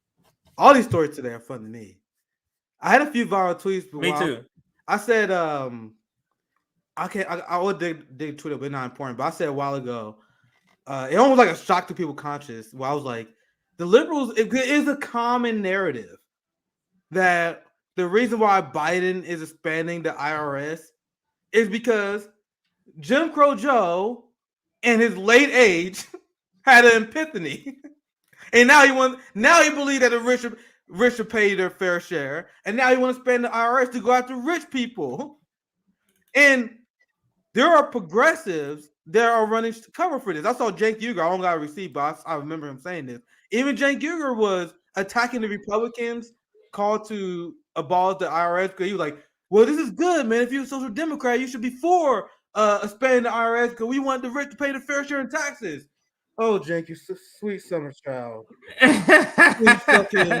You sweet summer child. For one, as Michael Prenti said, you social democrats and taxing the rich, that's decent. That's okay. But that's a social democrat reform. We want to seize the assets to the rich.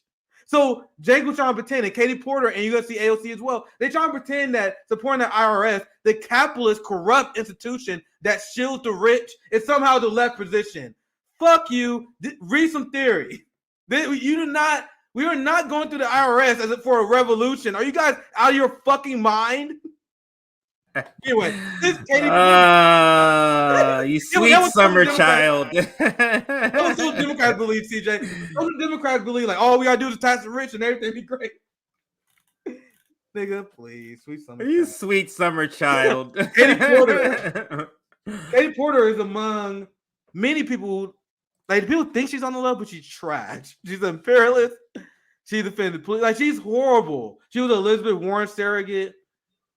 And she wanted she is from Orange County, and yep. I'm near Orange County myself. My wife is from Orange. My wife is from Orange County. She's listening to me right now. But my wife is from Orange County, so she this is where I recently moved. So I'm saying this to say I know I'm right up. I get a bunch of Katie Porter stuff all the time because I'm in the vicinity. But yeah. She's terrible, in my opinion. But anyway, go ahead. So Katie Porter, and I've noticed this. That's why I pulled this receipt because I want to show you guys just an example. Because I remember I saw a segment a long time ago. I'll never be able to find a video, but so I'll just follow on the article version of it.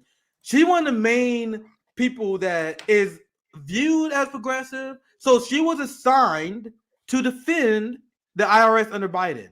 She gave this long, and it is unbelievable. I know you guys don't see it because I'm more online than most. She gave this. It was a viral tweet where Katie Porter she brings this chalkboard out, and that's her like gimmick. CJ, you probably know. Yeah, I see it all the time. Yeah, She's like, I'm gonna show you guys some numbers now and break down why neoliberal Democrats is the choice for you. That's what all it is. Karl Rove does the same thing. She does a Karl Rove. Karl Rove always have his board, and then she does the same thing. Go ahead, Nick. So what she does is particularly malicious, and it's very genius of the establishment because she's like, I'm gonna call out corporate corruption. I'm gonna have my board here, and we're gonna fight corporate corruption. But then she's gonna endorse Nancy Pelosi for Congress. Then she's gonna tell you to vote for Joe Biden for president. Then she's gonna vote for the same policies that leave for COVID relief money to go to police. So she's just another neoliberal scum.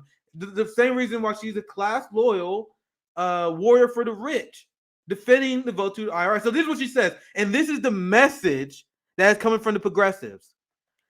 Katie Porter promised lower California's taxes, but instead she's raising them and sending. I read the wrong part.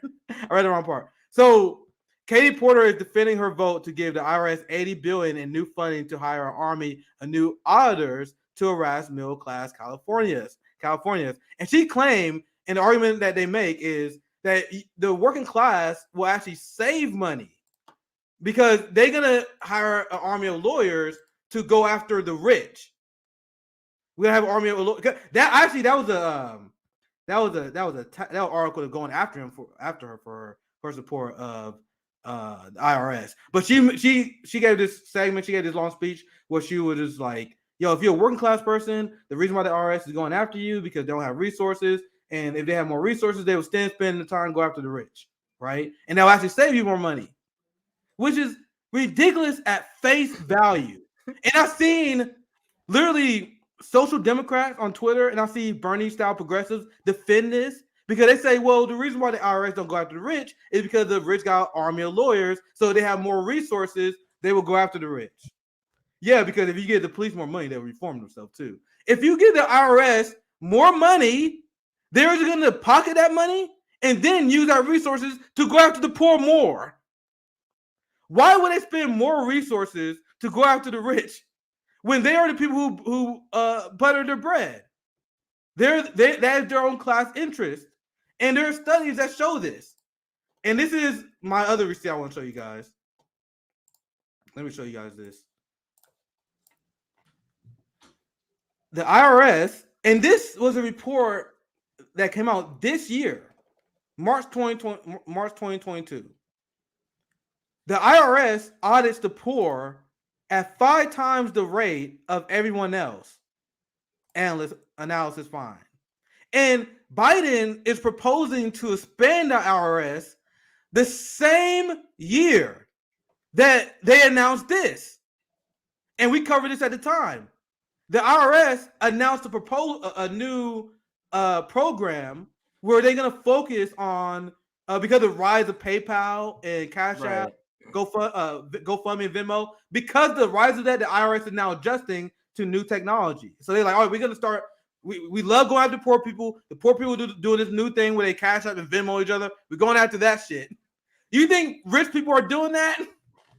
So they are going after the working class here. Look, the IRS targets your side hustle and crackdowns on transactions over $600. So I just say, I don't know. I probably shouldn't say that on YouTube. See, I got to hold back sometimes. But I'm about to say, if you're someone like me who partake and use Cash App when doing business, they want to track that. And this was announced. Let's see what the date on this. Yeah, January 2020. I don't think it was announced then, but that's when this report was. So it's been announced for at least a year that the IRS plans on doing this. And CJ, you want to know my first response? My first thought when I saw this headline? My first thought was, man, y'all gonna need a lot of manpower to track PayPal, Venmo. I literally dismissed it at first. I was like, how are they gonna do that? You're gonna track PayPal, Venmo, Cash App? You will need a massive influx of army of manpower. And right when I was thinking that, it's announced Biden about to spend the IRS. Put 2 and 2 together, guys. Why do you think Biden is spending the IRS? To go after rich people? No. Or to get an army they need to track Venmo payments. It's obvious.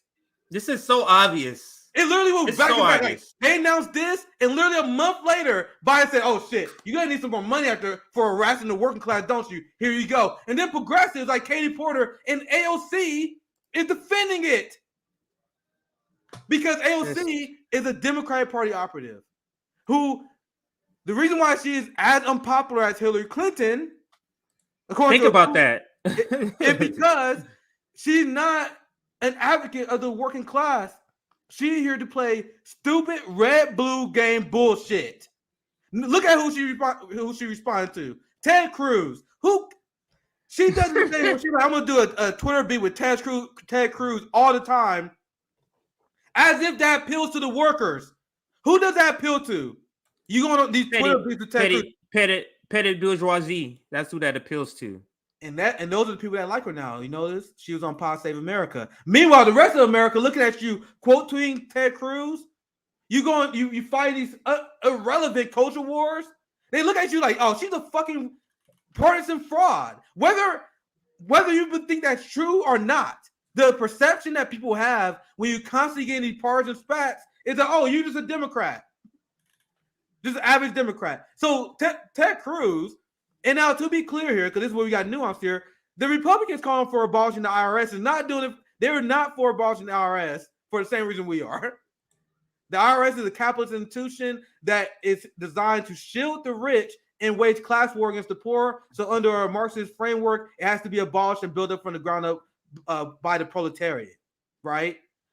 The Republicans, they are against the IRS because they want the rich people to, they really want to loosen tax code. That's just their economic libertarian ideology. So it's not the same thing. So the Republicans been talking about abolishing the IRS. And what we would say is, oh yeah, we all for that, but for different reasons.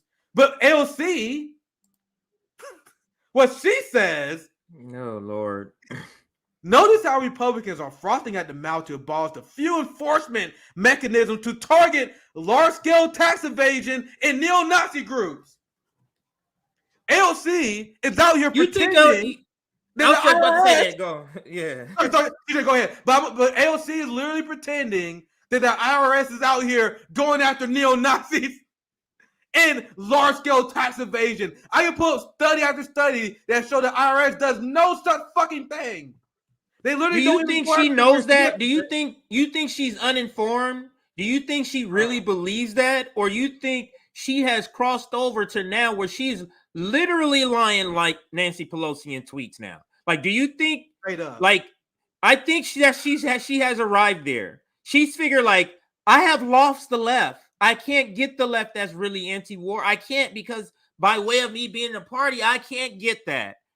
So I'm just going to go ahead and get these liberals over here. Yeah. That explains, I mean, why is her approval rating so low? That explains it, because she had people who was for her, who propped her up to where she's at, and now it's like, nah, we can't fuck with her no more. Yeah, we explained that concept before, and this is just another example. After Forced to Vote, and especially after the Ukraine thing, there are a lot of examples and many signs that AOC knew that her support from the real left was done. Like, she knew she had the DSA bootlickers, but the real left, she knew they was gone. And it was clear when there was a time when AOC at least pretended, and now she just straight up don't give a fuck. She'll straight up unapologetically repeat Democratic Party talking points. She don't care. She already knows she lost the left.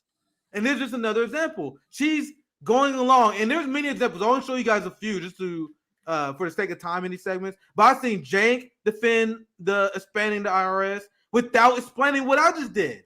If you're AOC, your tweet should be about this. Why is AOC not raising awareness about this? Exactly. AOC targeting the working class, large-scale transaction, $600. Do you think billionaires are cash apping each other $600? It's unbelievable. So I didn't finish the tweet. Yeah, AOC is really defending this. That's what the comment says. AOC is really defending this. Yeah. Yes. Notice how Republicans are frothing. I'm starting from the beginning. Notice how Republicans are frothing at the mouth to abolish the few enforcement mechanisms that target large-scale tax evasion and neo-Nazi groups. She sounds just like Morning Joe, bro. I just saw Morning Joe segment with it. The same fucking thing. Anyway, I continue. In one of his earlier acts, Trump also defunded operations countering right-wing extremist violent group. Bro, she's comparing the IRS to somehow fighting right-wing Trump extremism. Now do you guys know what Trump derangement syndrome is? There is no better example than this. It's literally regressive. You are arguing for a regressive capitalist structure that targets the working class because of Trump. What, CJ? That's literally what it means to have Trump derangement syndrome. Yes. The same thing with Jank. The same thing with Jank was like, no, we can't do that because it would benefit so millions of people that it would benefit because it's one person. But it's the same thing also with Forced to Vote. It's yes, I want Forced to Vote. I mean, yes, I want Medicare for everybody else. Yes, it would benefit. Yes, all of that, but Jimmy Dore. You get what I'm saying? It's like it's the ability for a single thing to distract you because it's not a material need for you. Yeah. You get what I'm saying? When you have your material needs met, then these things are just like thought exercises where you just kind of think of them and I think this will be the strategy. It's not real application. But anyway, I digress. Go ahead. We can write the segment there. We can go to the next one, CJ. I'll pass it to you. Let's if you want to do like all that stuff, and we can do there'll be the last segment for me today. We can do the Kyle and Jordan. Yeah, the Kyle. Yeah, that'll be the last one. So the Brianna Joy Gray one, we fit that one in at the end just in case we had time. We already knew that it was possible we wouldn't have time, so that we'll push probably. That'd be good because I think Sabby joined us, so I think it'll be good. Yeah, so that'll be tomorrow for we can do. Yeah, we figure it out. We're gonna have a big show for you guys tomorrow. Misty, Fiorella, Isabel join us at 1. RBN Live, Sabby join us. So tomorrow's gonna be one hell of a day, man. You guys should like and subscribe. Go ahead, CJ. Yeah. So we're gonna start with this status quo video. And it's entitled, this is their title, Jordan goes off after Pelosi attack. That's their title. So we're moving to this. We're moving to this segment, Captain Save a Politician. And we may have to have a regular segment. Yeah, this is a new thing. Where it's just a regular segment. Who's Captain Save a Politician today? And we just cover somebody who is shielding for the ruling class because it's getting funny. And today we're going to cover Kyle Kulinski. Go ahead. I'm going to say this before, and we're going to get started. But as we watch the video, look at the difference between how we cover this. And remember, we said this at the very beginning of that stream, CJ. At the very beginning, we said, watch how other people cover this versus how we cover this. And there's a reason why that video and that live stream did better than usual for what we usually hit. Because there's so many people being fed bullshit over this Pelosi story and fake sympathy that people, more than usual, that video got more views than we usually get. It's because people just want to see people talk about the story real for once. Right. And that's a great point. Go ahead. No, I got a point after when you're done. I got to. Yeah, that's my point because we were saying that watch how these other people cover this story. And I think. Go ahead, CJ. I think that's the reason why we had an influx of a lot of subscribers all of a sudden. Like we had a bunch of like 200 in a day, and it was right after that video.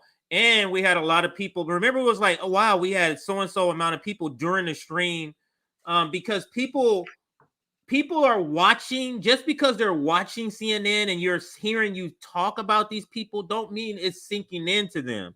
They are also thinking the same thing, and it feels like maybe RBN for that stream at least was speaking to real people how they feel. Like, man, I don't really give a fuck about what's happening over here with these people, how y'all trying to make it out to be. So, but that's true.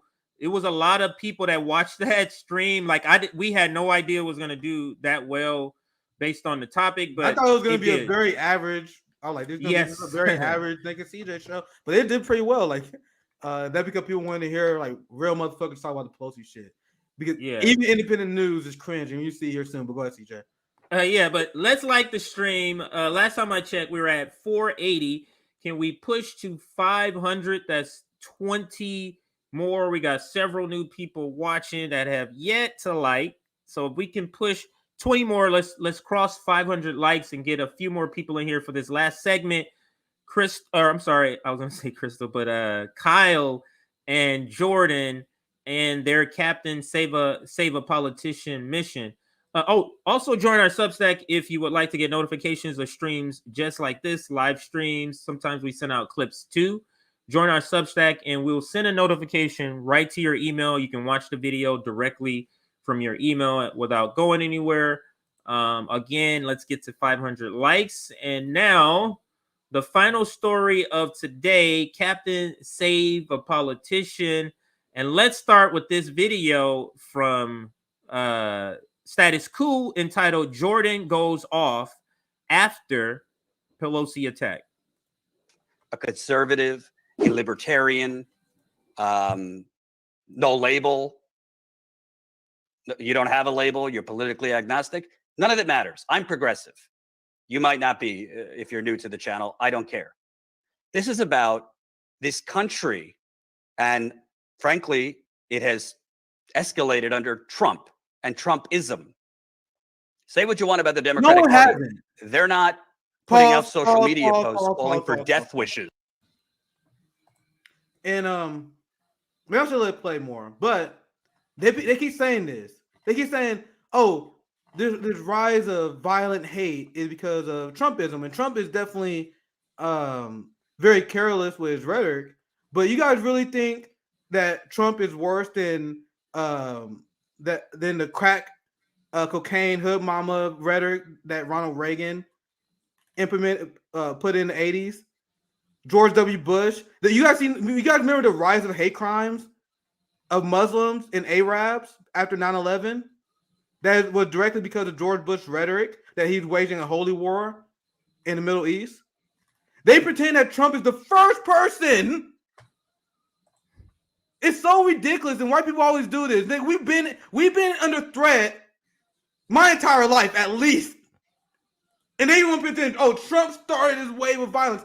And as an abolitionist, I know. Do you guys know violent crime has trended down over the decades? Despite what the liberals want you to say, be afraid of your neighbor. Be afraid. Crime is everywhere. It is trended down. Yes, it spiked locally at times based on recent statistics. Like it'd be like, oh, crime went up based on the last 2 years. But overall, if you look at a decade graph, crime has gone down, not up, Jordan, not up. It went locally up, like maybe in the last 5 years. But overall, crime is going down. But go ahead, CJ. No, that's such a great point to interject. I let it go a little bit longer, but Jesus Christ, it's not that long. It's not gonna go that long. I doubt it goes a minute without us interrupting. He already like this is a red blue fear mongering shit. Like it just, oh my god, and the thing is, like, unique evil. Like this shit's been going on. So is your answer to vote blue forever? Go ahead, CJ. I'm trying to pinpoint because Jordan turned up his red blue coverage.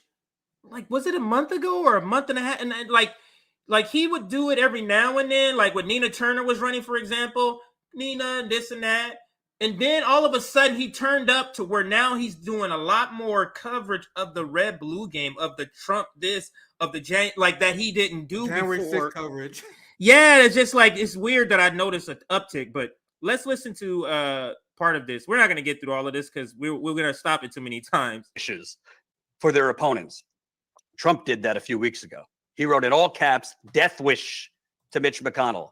I can't stand Mitch McConnell, but I want to beat him with ideas, not violently. So his point, his example is to point out how Trump threatened somebody in his own party. That's the example he's giving as the rhetoric, which is weird to me. This just shows I'll be real quick. I'll let the video play. They show the difference between us and social democrats. And Jordan, and that's not even this. Jordan will openly admit he's not a fucking communist, right? Yeah. But you guys see how social democrats and people to the right of Marxism, they are invested in the spats of capitalists. I explained on with JB. As a Marxist, we should not be invested in the spats of these fucking capitalists. Are you kidding me? Fucking Lenin explained, if anything, we should take advantage of the spats between capitalists and use that to destroy capitalism. So use Donald Trump versus Mitch McConnell to our advantage, not bitch over it. You guys see, I don't want to point out the difference between a social dem and a Marxist. Because even talking about this is a waste of revolutionary energy, waste of time. Why are we invested in any spat between capitalists? But go ahead and play the video. You guys see what I'm talking about. No, that's a great point. And let's continue. I want to beat him through activism and organizing, not violence. You have Marjorie Taylor Greene going around standing at Trump rallies, hyperventilating about the killings have begun. Let me repeat what she said. The killings have begun. The Democrats are coming to kill you. This is what a United States Congresswoman said. That is what liberals say about Trumpism. Oh, we got to stop Trumpism, or this is the most important election of our lifetime. Our democracy literally it'll be over. We vote. We're right. Or democracy is dying. So you're telling me that white Christian in middle America who believes in his country, who bleeds red, white, and blue, who served this country, his dad served this country, his dad served this country. You're telling me that person who's hearing you talk about the Republicans coming to destroy the democracy that his grandfather fought in World War I and II, you telling me that person can't be radicalized in the same way from the rhetoric that the Democrats are doing? They are. It's absurd. It's absurd, Jordan. Absurd. And this same at Jank, we can continue the video, but Jank also had a contradictory meltdown over the Pelosi video where he was like, well, right, they take it too far. I'm all for saying stuff like, oh, we gotta beat them. We gotta destroy. That's okay, but when you start calling people dangerous, he said, when you start calling people dangerous, that's when you go too far. This motherfucker called Trump dangerous all the time. And once again, we are not tone policing. We are consistent. I don't give a fuck. Call Trump dangerous. Call out our leaders. But I just hate this hypocrisy and pretend. You gotta pretend you guys don't do the same fucking thing, right? Absolutely. The same with Jordan. He criticized other channels like, oh my god, they do nothing but talk about podcasters. He does nothing but talk about Jimmy Dore and Glenn Greenwald. So it's like these contradictions are just annoying. But go ahead, CJ. Right, he mentions them in this video. Right, it is coming up pretty soon too. Yeah, you know it is. You know it is. You have a Republican running for governor of Arizona who literally repeatedly was asked during an interview, will you accept the results of the election? will you accept the results of the election? Why you give a fuck? She says, I will accept the results of the election if I win. What does that mean? And like, what is this evidence for? Like, I will accept the results if I win. Yeah. And what? Like, what to you that means what? In this world, that means a lot more. That has a lot more currency in this PMC world on the left. Like, and that's my reaction to this. Go ahead, Nick. And they ignore the fact that Democrats did the fucking same. Stacey Abrams literally never admit she lost. Yeah. Hillary Clinton, she lost because the election was stolen from her. Russia stole the election. That was the whole narrative. But now Jordan, because these people have amnesia. The average social democrat has a memory of like 2 years, and they pretend only Republicans deny elections. They will, and I know you guys forgot because they wiped it out of memory, but I remember this. Do you guys remember what they were saying before 2020? They were saying, oh my God, there's a rise of Russian disinformation. Oh my God, this election's in jeopardy. If Donald Trump wins, it's probably because the Russian got involved. Do you guys remember? I have a long memory. Most people forget about shit immediately. I remember the Democrats saying that. Oh my God, you gotta see the Russians, they want to get involved in 2020. And we got, oh my God, all the elections red flags. And then Biden won, and then they never brought it up ever again. Just like the kids in cages. Just like the kids in cages. Let's continue the video. Never brought it up again. But all right, let's continue. If I win. Her opponent's campaign office was just broken into and burglarized. She didn't denounce it. So regardless of whether you vote for Democrats, regardless of whether you vote for Republicans, you vote third party, this is not what this is about. I don't tell people how to vote. But he says this line all the time. Yeah. I don't tell people how to vote. This is not what it's about, but it is, because he believes that not saying the sentence "go vote for Democrats" makes him not doing it, but you do everything but that. For example, the very fact you're covering in the framing of the story is to say that Democrats are not doing all of these crazy things. So what do you think that's doing? Because you're not talking about any of the other things that have happened in the context. Or I believe somebody got shot or stabbed, a Bernie Sanders supporter, because they used that against him. So, like, what are we doing here? But then there's another angle to this. Why does the working class have any care, like you said, about what these capitalists are having done to them after what they did? Like, who gives a fuck? But go ahead. I'll pick it apart the arguments because it's fun, but that's really the only argument you need. Why the fuck should we care? That's just it. Anyway, go ahead, TJ. Yeah. Let's listen to the rest of the. We're not going to listen to all of it. Maybe another 5 minutes of this video before we able to just shut this down. We cannot allow this to be normalized. I mean, Nancy Pelosi is about as corrupt as they come. If you don't like me saying that, that's too bad. Wait, pause it. I mean, her husband. Sorry, I promise, real quick. He said we cannot allow this to be normalized. Jordan, what the fuck can we do about this between this spat between the capitalist parties, right? The rhetoric of Marjorie Taylor Greene. So he implying that we can't allow this to stand. What are your solutions, Jordan? And his solution, the underlying message of this is that we must beat Republicans, thus we must vote Democrat. That otherwise, and I'm asking if that's not his message, what is he saying? We can't allow this to be normalized. Are you saying that we should take up arms? Hit the streets? Well, what are you saying? What is the implication of your analysis right now? It's all back to supporting the two parties. They won't say it. Jordan will say, I don't tell you what to vote for. But that's the line he loves to use. But that's what he's doing. It's about voting Democrat, though, whether you know it or not. Go ahead. Oh, he knows it, but he thinks he's being intellectually clever by doing it this way. People how to vote. But we cannot allow this to be normalized. I mean, Nancy Pelosi is about as corrupt as they come. If you don't like me saying that, that's too bad. So let's analyze here. I'm gonna let it play after this. I needed to jog my memory. Let's analyze what he's saying. She's about as corrupt as it come, right?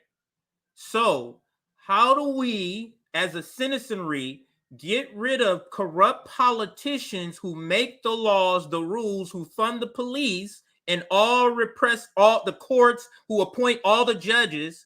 How do we correct that? You're saying what? To use the corrupt system to get those corrupt people out. That's the message. Do you understand that leaves the working class person in a perpetual state that it cannot get out of? Do you understand if that's the case? If you're saying the only way that this can go is to go where we are civilized and we use the political system, do you understand? You're literally saying the poor and the working class have no way of getting out of where they're at. That is literally what you're saying. And let's continue with the video, unless you chime in, but we can continue. I mean, her husband has made millions off of Nancy Pelosi's inside information. I think she's corrupt. I think she has been one of the biggest impediments to progress in the United States Congress. With Jordan that said, that makes him radical. I don't want violence. That's what he thinks. Jordan, like, y'all gonna say the shit about blow your mind right now. Nancy Pelosi is corrupt. Go ahead, CJ. Because he had to say you may not like that, and I was thinking like, who is listening to you that would say I may not like that? CJ, who is listening to you? Go ahead. You know why he had to say that? Because this nigga run Trump videos. Yeah. So he does that lazy thing where he's trying to cultivate a liberal audience by talking about Trump. So he knows that liberals follow him because he does January 6th. That's what you do. So he had to Okay. say like, oh man, I know I got some Nancy Pelosi supporters and I gotta like this one.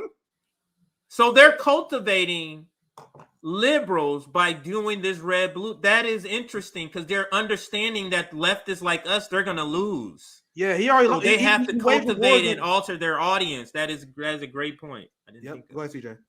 All right, so let's play. Violence to befall her or her family. I don't think that's a controversial viewpoint. I don't think you should either. And you want to know something? You know, there's this big debate about censorship. And there's a lot of free speech absolutists out there who think there should be zero consequences. You should be able to say whatever the fuck. And me and my wife was talking about this. Wait. Go ahead. You probably gonna say the same thing I am. Go ahead. All right, Go ahead. all right, I didn't mean to interrupt you. But how did this attack on Nancy Pelosi's husband become about the issue of free speech? That's the. Oh my God! I could show you guys the MSNBC segment where they do the same thing. They do this. Remember the AOC segment? They turn the attack about the privacy. Jordan, are you following their same script? I promise you guys, I can find an MSNBC segment where they do the exact same thing. There's attack on Paul Pelosi. Remember our breakdown of this? And I brought up how the Gretchen Whitmer was an FBI plot. Yeah. And how they cultivate people. I'm not saying that happens in this particular instance, but why not use this instance to educate people on stuff that establishment does? Why not use this incident to explain why the media is lying like we just did? Like we there's so many people that have questions about this. Glenn Greenwald was one of them. The basic questions because the narrative does not make sense. Instead of doing that, he immediately take the MSNBC line. Immediately take the, oh my God, this is because of uncensored Twitter activity. Fuck out of here. That is not true. That is not true. People have been doing crazy terrorist acts and stunts before the age of social media. But anyway, go ahead, CJ. I was going to say the reason, what I wanted to chime in about is this word free speech absolutist. And me and my wife was talking how that's not a thing. You're either for, this is what pre-MC does, the professional managed clearer class. They create these words so they can have these new lanes that fit them better. That's exactly what they do. It's not a free speech absolutist. You're either for free speech or you're not. If you have carve-outs, that means you're not. And that is just something they don't want to accept. So they created this free speech absolutist. It's so that they can create a lane where they can still say, I'm for free speech, but I have all of these things. It's the same way they do with censorship. Well, I don't want censorship, but we don't want crazy people, right? What do you mean crazy people? Like it's the same thing. Let's continue. The fuck you want. And there should be no consequences for that. And you know what? There's a difference between free speech and there's a difference between free speech without consequence. I think Tucker Carlson should be allowed to spew whatever bullshit he wants on Fox News.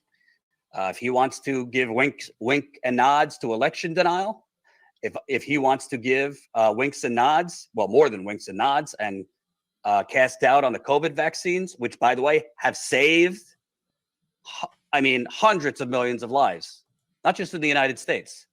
Yeah, they don't do everything we want. They're not preventing infection. They have saved lives. Tucker Carlson and Fox News has casted doubt on it. The MSNBC segment, for frankly, real. Jimmy Dore has done a lot of damage in casting doubt. People thought he was going to actually make a segment without mentioning Jimmy Dore. People actually thought. We actually thought he was going to actually make it a segment without him mentioning Jimmy Dore. But go ahead, CJ. And why are we talking about COVID? So if you have a different opinion on COVID, that also creates violence that we can't talk about. You see how they say no censorship, and then they said talk about all the things they want to censor you on, and they're trying to make a logical argument.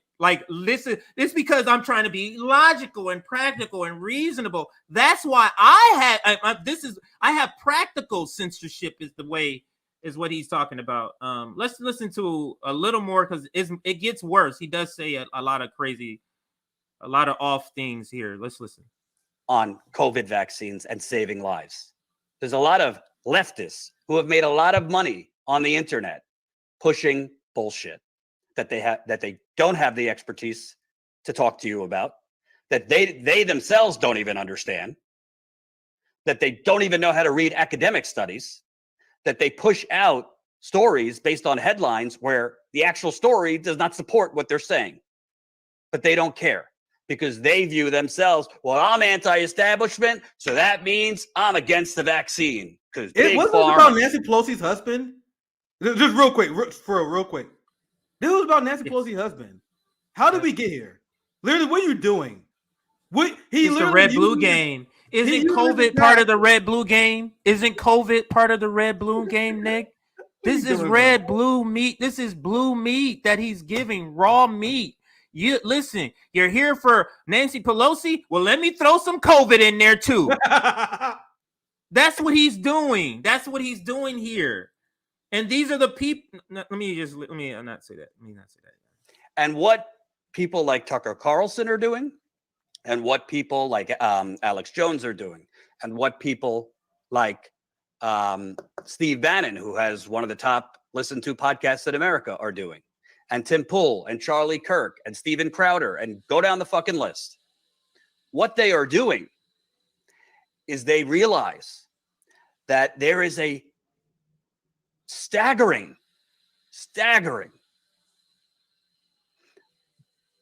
amount of anger in America, much of which Rush Limbaugh is justified. So once again, CJ, this is the point I was making earlier. Just real quick.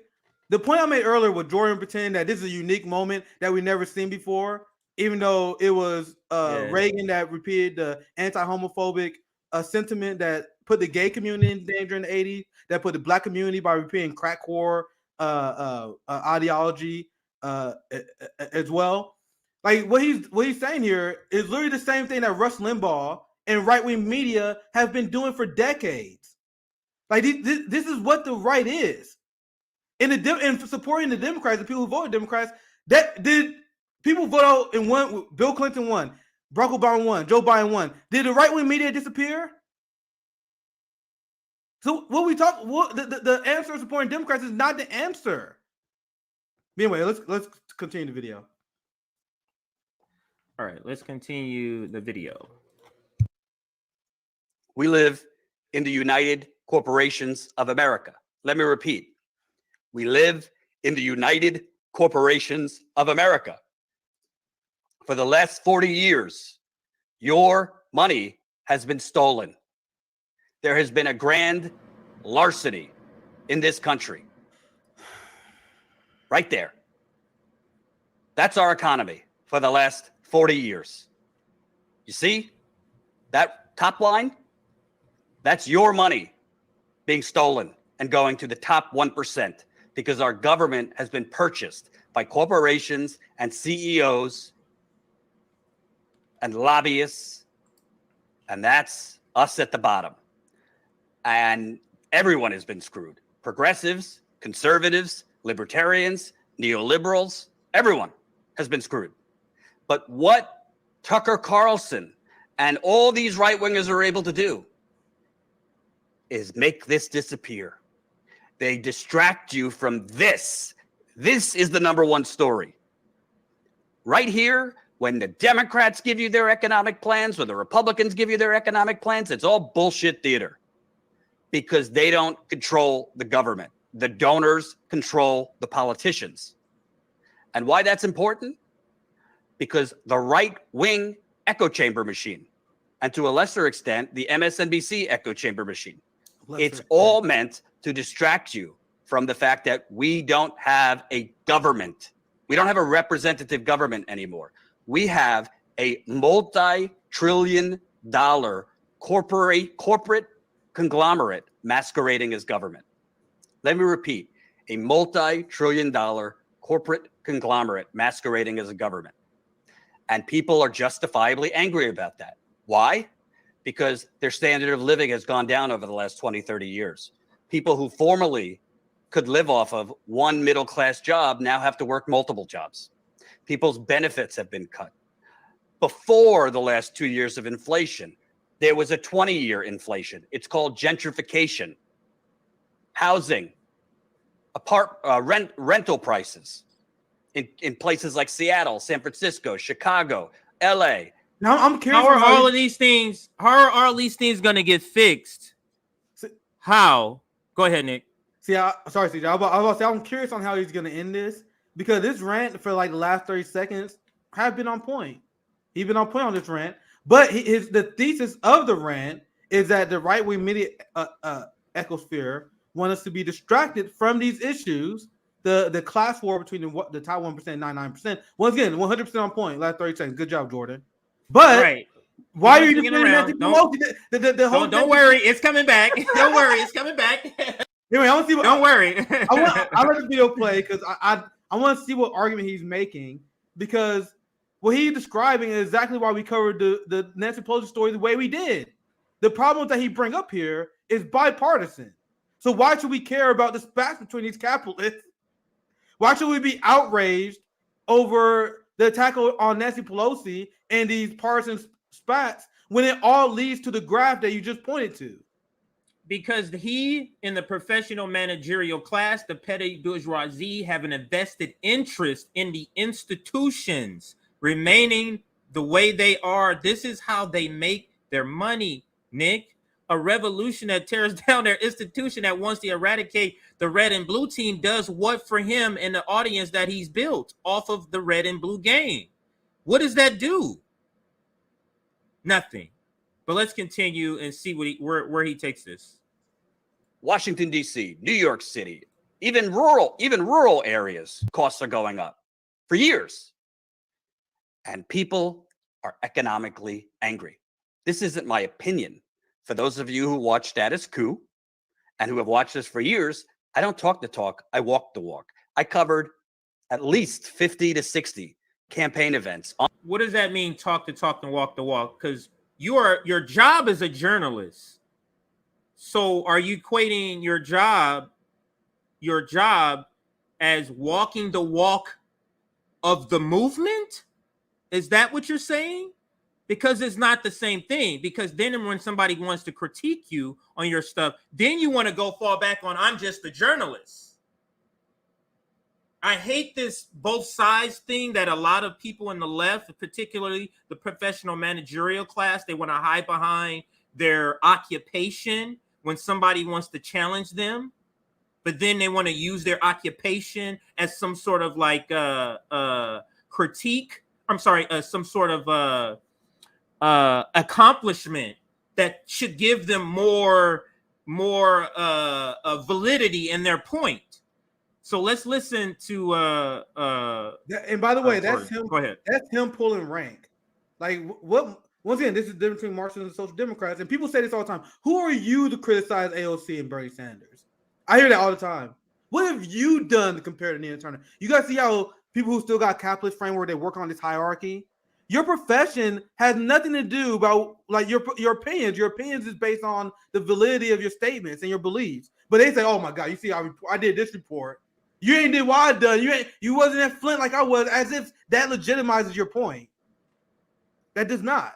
If anything, like being in media, that boutique bourgeoisie. That doesn't make you better than anyone. You can give yourself props, and we gave you props on this on the channel for your coverage. We have, even with our criticism, but that doesn't give your opinion even more weight over anyone. That doesn't. Right. My opinion doesn't have more weight over people. Even though I travel the country, I get speeches in barbershops. I've been on the ground covering events. I have a resume too, but that doesn't even make my opinions better. My opinions are strong by the strength of my arguments. And this thing that social democrats do, where they constantly pull rank, they do that to me guys all the time. I showed you guys. Remember when I got the invite on the Hill, and and there was the immediate reaction of my critics, the social democrats. They were like, "Oh my God, they bring Nick on to talk about Haiti. What is his credentials? What school did he go to?" You guys see how they always rely on the top down structure? Because the petty bourgeoisie, this is the reason why they don't want to tear down this system. They want to reform it because they're bought into the system. Now, they may say they want tweaks, but they bought into the system. They went to the school. They want to say, I want this degree to pay off. I don't want to go through a revolution. I want to go and be an engineer. You know what I'm saying? Like that's just what it is. So let's continue. On the road in 2016, Trump events, Trump rallies, Bernie rallies, even Hillary rallies, even Ted Cruz rallies. In 2020, I covered a ton of Trump rallies. I covered Bernie rallies. I've interviewed, at this point, thousands of Americans, progressives, conservatives, libertarians, batshit people. And I can tell you, across the board. You describe the everyday life of a worker, Jordan. Jordan, I live in Missouri. I sold cars in Kansas. I talk to workers every day. That's all I got. I explain this all the time. I got radicalized just by being a worker. I would be a salesman, and I was really good at it. I would talk to people like, "Man, what's going on with you? Why are you looking for a car? What do you do?" Like, and through probing people, by having these conversations, I'm like, man, everyone's fucking struggling, right? Like, you don't have to be a fucking journalist. That's literally just being a worker. We all can look around and be like, "Yo, shit is fucked up." But anyway, go ahead, CJ. Absolutely. Let's listen. Angry. People are economically desperate.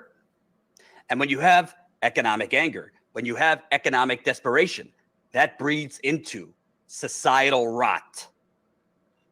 And when you have economic anger and you have economic desperation and you have that kind of societal rot, there creates a huge vacuum and opportunity for people to become radicalized, for people to become very susceptible to distractions, for people, Matt Walsh too, thank you. And keep those super chats coming. I'll read them in a bit.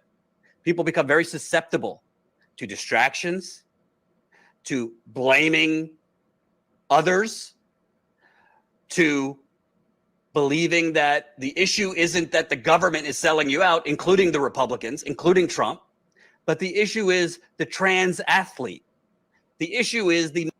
Do you not hear him go through mark off every checkpoint for the red blue game? Do you not hear him adding this in? Dude, hey, what does the trans thing have to do? He is hitting COVID. He is hitting trans. He is hitting every point. He's hitting Trump. He is hitting every point for the audience he's trying to target, which is liberals. Go ahead.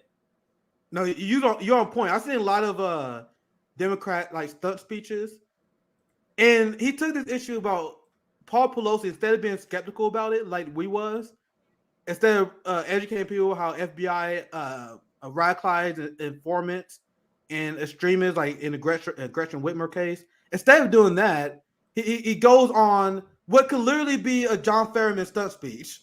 Like that literally what he did. It had nothing to do with the top of the video.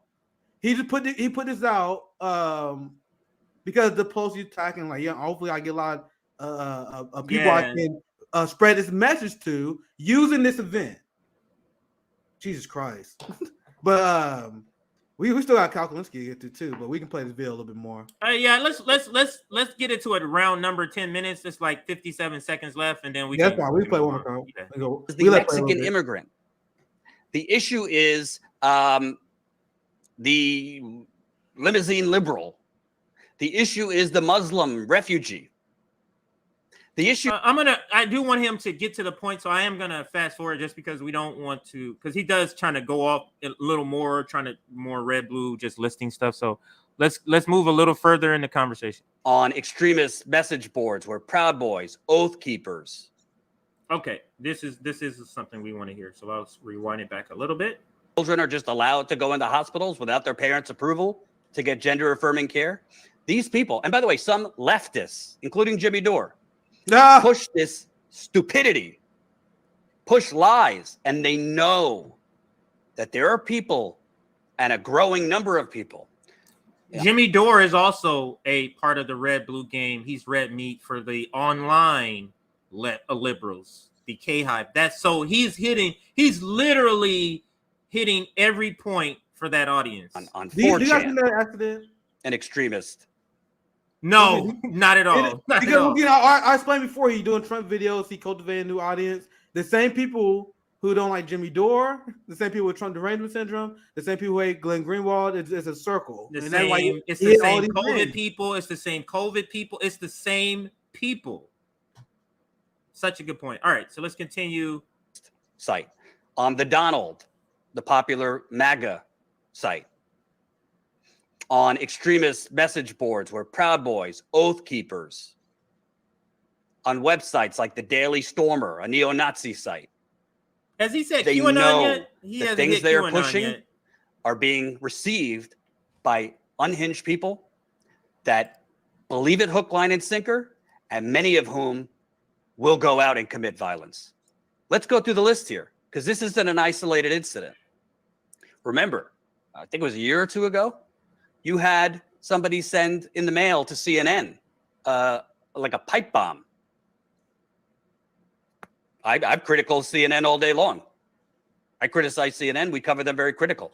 You see, we can end it here because my final point, and it's the point of the whole thing, is why not just stay out of this? Like you don't need to come. Like if your participation in a conversation about this is to defend the politicians and tell workers let's not go down this route, then just stay out of the conversation because you're not here to help. You're here as a petty bourgeoisie representative shielding for the people who you're aspiring to be, which is the ruling class. And that's how I see this video from Jordan. Not like that would no class analysis done too, motherfucker. Defending the ruling class. Here's another example of these stock deals. Here's Kyle Kulinski on Twitter, and man, clutching the shit out of those pearls, right? And correct me if I'm wrong, because I didn't know of Kyle's reputation. Like he started out as like the guy that was like, "Oh, I'm on the left, but I'll call out overly sensitive people," right? Like that was something him, like that. Yeah, like, that's why he was the white boy that used to say the N word. He was like, "Why y'all so sensitive?" Right? That's how I know him. That's like one of the first things I heard about him. And that was like that's his gimmick. I'm the YouTuber. That's why he was on Joe Rogan. He was the person that like, oh man, come on, man. Facts over. We're not the sensitive left. Which there's a point where I can respect that because I'm not, right? But you guys see I don't know if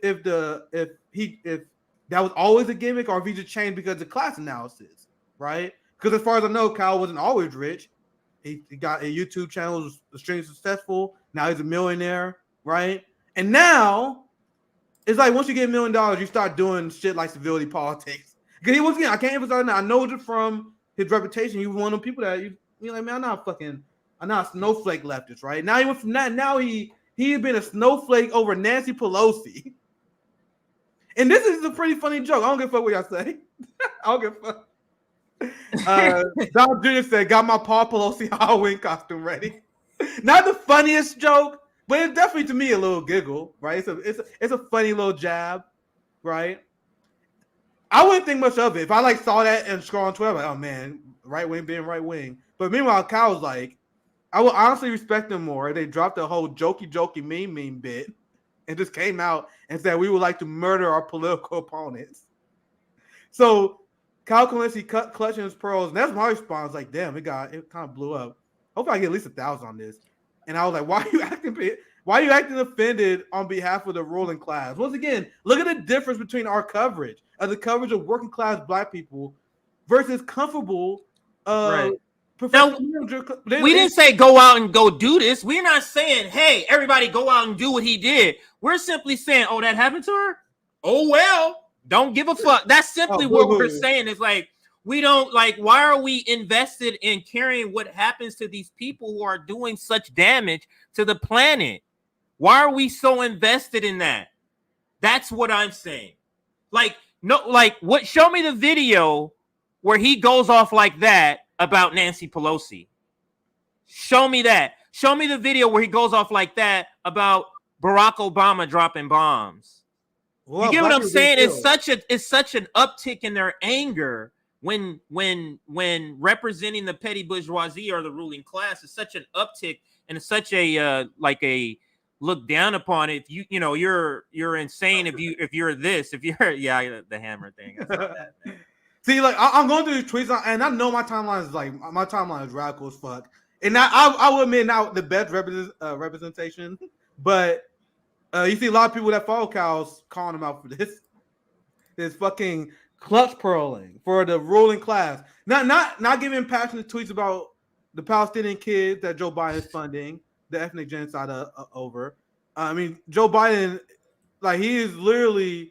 Continue to fund the genocide in Yemen. Yeah, I just saw a story yesterday. There was a 45-year-old and a 61-year-old Palestinian, combat age. That's what they would tell you in the media. Oh, it was insurgents. 61-year-old insurgent, apparently. Israel just killed them people. Not with a passionate rant about that. But anyway, CJ. It's just weird to me how they're it's weird to me that they know the damage that these people are doing and you're still willing to come out and defend them. That's the part that's weird to me. I didn't see this, but that's funny. That's fun. So Crystal was doing the same thing that Cal just did. And then Tiger pushed back. Tiger looked at her like, fuck. Sorry, I didn't see the video. That's just a funny image because Crystal and Cal's a unit. So you can see why Cal got that opinion now. And I want to see this video. Maybe I should watch it before I comment on it. But if that's true, that's funny. That's funny. But as workers, just as workers, as the proletariat, we should not. Let's be clear. If we're not clear in our being, we should not have sympathy for the ruling class that's oppressing us, that's censoring us, that's killing us all over the world, that's exploiting us. If shit happens to them, who gives a fuck what happens to them? In fact, CJ, I'll raise you one on that. Lenin wrote, and many Marxist philosophers wrote, right, that as Marxists, we should actually exploit the division in the capitalist class. So they're doing the exact opposite of what a Marxist should do. So what we should do is use these opportunities of capitalist division to exploit and divide their rank as we build a socialist movement. This is what Marxist theory talk about all the time. Cal and Jordan like, no, we must maintain and defend the relationship between the capitalists. Oh my God, the capitalists are fighting. It is the exact opposite but ideology of what a worker should have, and this is why we got a channel, because so many dumb leftists keep fucking just being undisciplined, and then they lead by example because they got a much bigger channel than we do, right? And this is where the infectious dumb ideology gets spread. But go ahead, CJ. No, I was gonna say, but this is I forgot to connect the opening video to the topic, but that's the reason why I played this video by what Malcolm X talking about house niggas, because it's about the second part. What does he say? Let me just play it so you can see what I'm saying. It's only 2 minutes, so let's play. It's Malcolm X, so we all love hearing him. So let's listen. But listen to the part when he talks about how field niggas view their slave owner having harm done to them. Listen, that I was playing. I forgot to make this connection.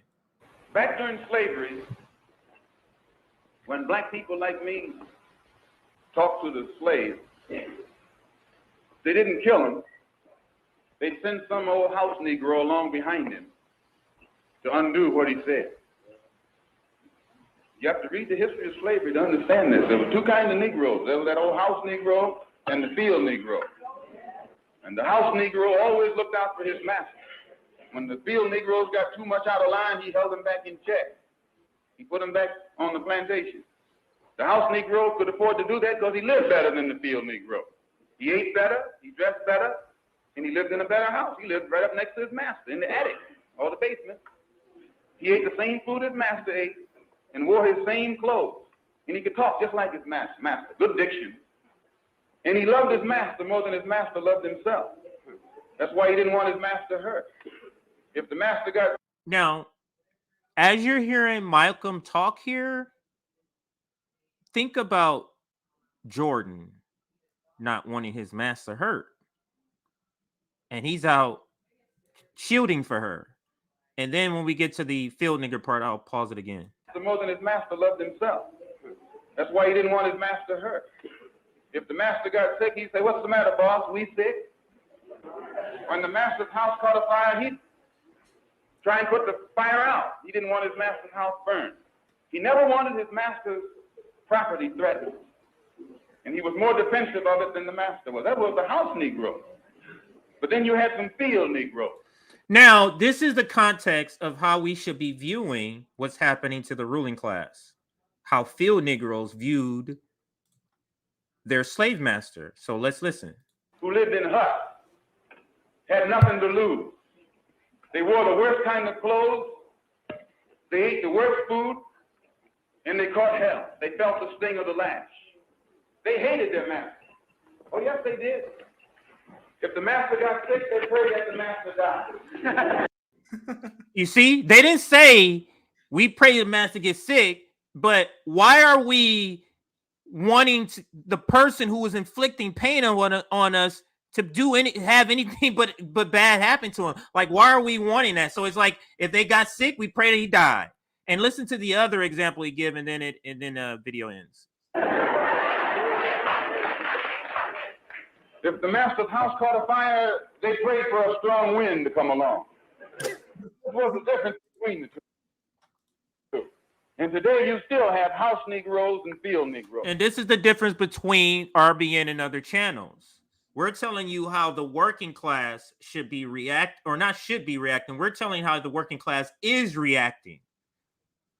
They're telling you how the working class should react and be civil, so you can be part of the petty bourgeoisie or the ruling class culture. Go ahead, Nick. I said it quite a few closing words. Go ahead. I said it quite a few times. It's very healthy to hate your oppressors. Very healthy. There's nothing that's self-love if it doesn't exist. There's nothing that devalues your life more than you looking at someone like Jim Crow Joe who destroyed your community, and you're like, that's the lesser evil. The people who destroy your community, Nancy Pelosi, these people are the lesser evil to you? Have some self-respect. These people who violate our community, we need to call it how we see it. They are evil. And it's healthy to hate our oppressors. That's how you develop love. That's how you develop the fight and resistance that keep ourselves happy. Instead of, I know they imagine Palestinian being like, yeah, I know they fund the apartheid and genocide of our people. Oh well. They're still less evil. That is self-hatred, whether you know it or not. So anyone who does that, like if you're black and you apologize for the anti-black policy of the Democratic Party, that's literally deep anti-blackness that you don't even realize you have, because you think that we deserve the shit that Democrats are giving us. Yeah. I believe we deserve better. I believe they screwed us because I love our people. I know our people deserve better. But anyway, that's my last thoughts. I see super chat in. We can read some super chats. Yeah, we can read the super chats and then get out of here. Yeah. Yeah, thank you for $5, Andre. I got you two live. Welcome to the live show, my friend. I know a lot of you guys watch the replay because you guys, a lot of people will like wait to have to work and all this stuff. So always good to see you guys live because I can read your comments. Have you seen the photo of Putin whilst in the military in Africa with liberation leaders? And I have heard a lot about this. I'm not gonna lie, I can't do analysis and I can't explain it that well yet. I always try to make sure I'm well researched when I explain stuff to you guys. But I have heard that Putin helped liberate and sided with African resistance fighters. Once again, I'll be honest, I can't do a breakdown on that like I can other topics. I don't want to mislead you guys, but I have heard about that. But anyway, thank you for $5, Andre. Was there any other one? Oh yeah, I say I don't know. I missed quite a few, I think. So I don't. Oh, I see where you're at. So right here, I'll put them up. Oh, I hadn't seen this one. Yeah, thank you for the $10. Yeah, I think I say that one. Amazing how Jordan fails to mention the warmongering, policy lies, propaganda, and attacking of the First Amendment. Like I said, there's like a clean 45 seconds where he says nothing wrong. It's just the premise is wrong. Like if the premise was right, it'd be amazing speech. But the premise was based on the Republicans are unique evil, despite the fact that you bring it up here, the warmongering, the policy lies, the propaganda. Democrats call for violence. Democrats denied elections. The attacking of the First Amendment Dems do which pushes people in the arms of GOP, and that's kind of based on the stream we covered, how neoliberalism emboldens fascism. But anyway, any other super chats? Think for that one. How about save a pack rat? Shows an APAC, Big Pharma, save a pack rat. Thank you for that super chat. Any other? Another one from Marvin. I think this is another one from Marvin. He did a couple. So IRS this is Marvin. Down you and me to finance wars. IRS Army. And this one too. This is also from Marvin. And once again, the reason why AOC and Cenk Uygur and the people would defend Biden funding the IRS more because that what no theory does to a motherfucker. Restate and revolution.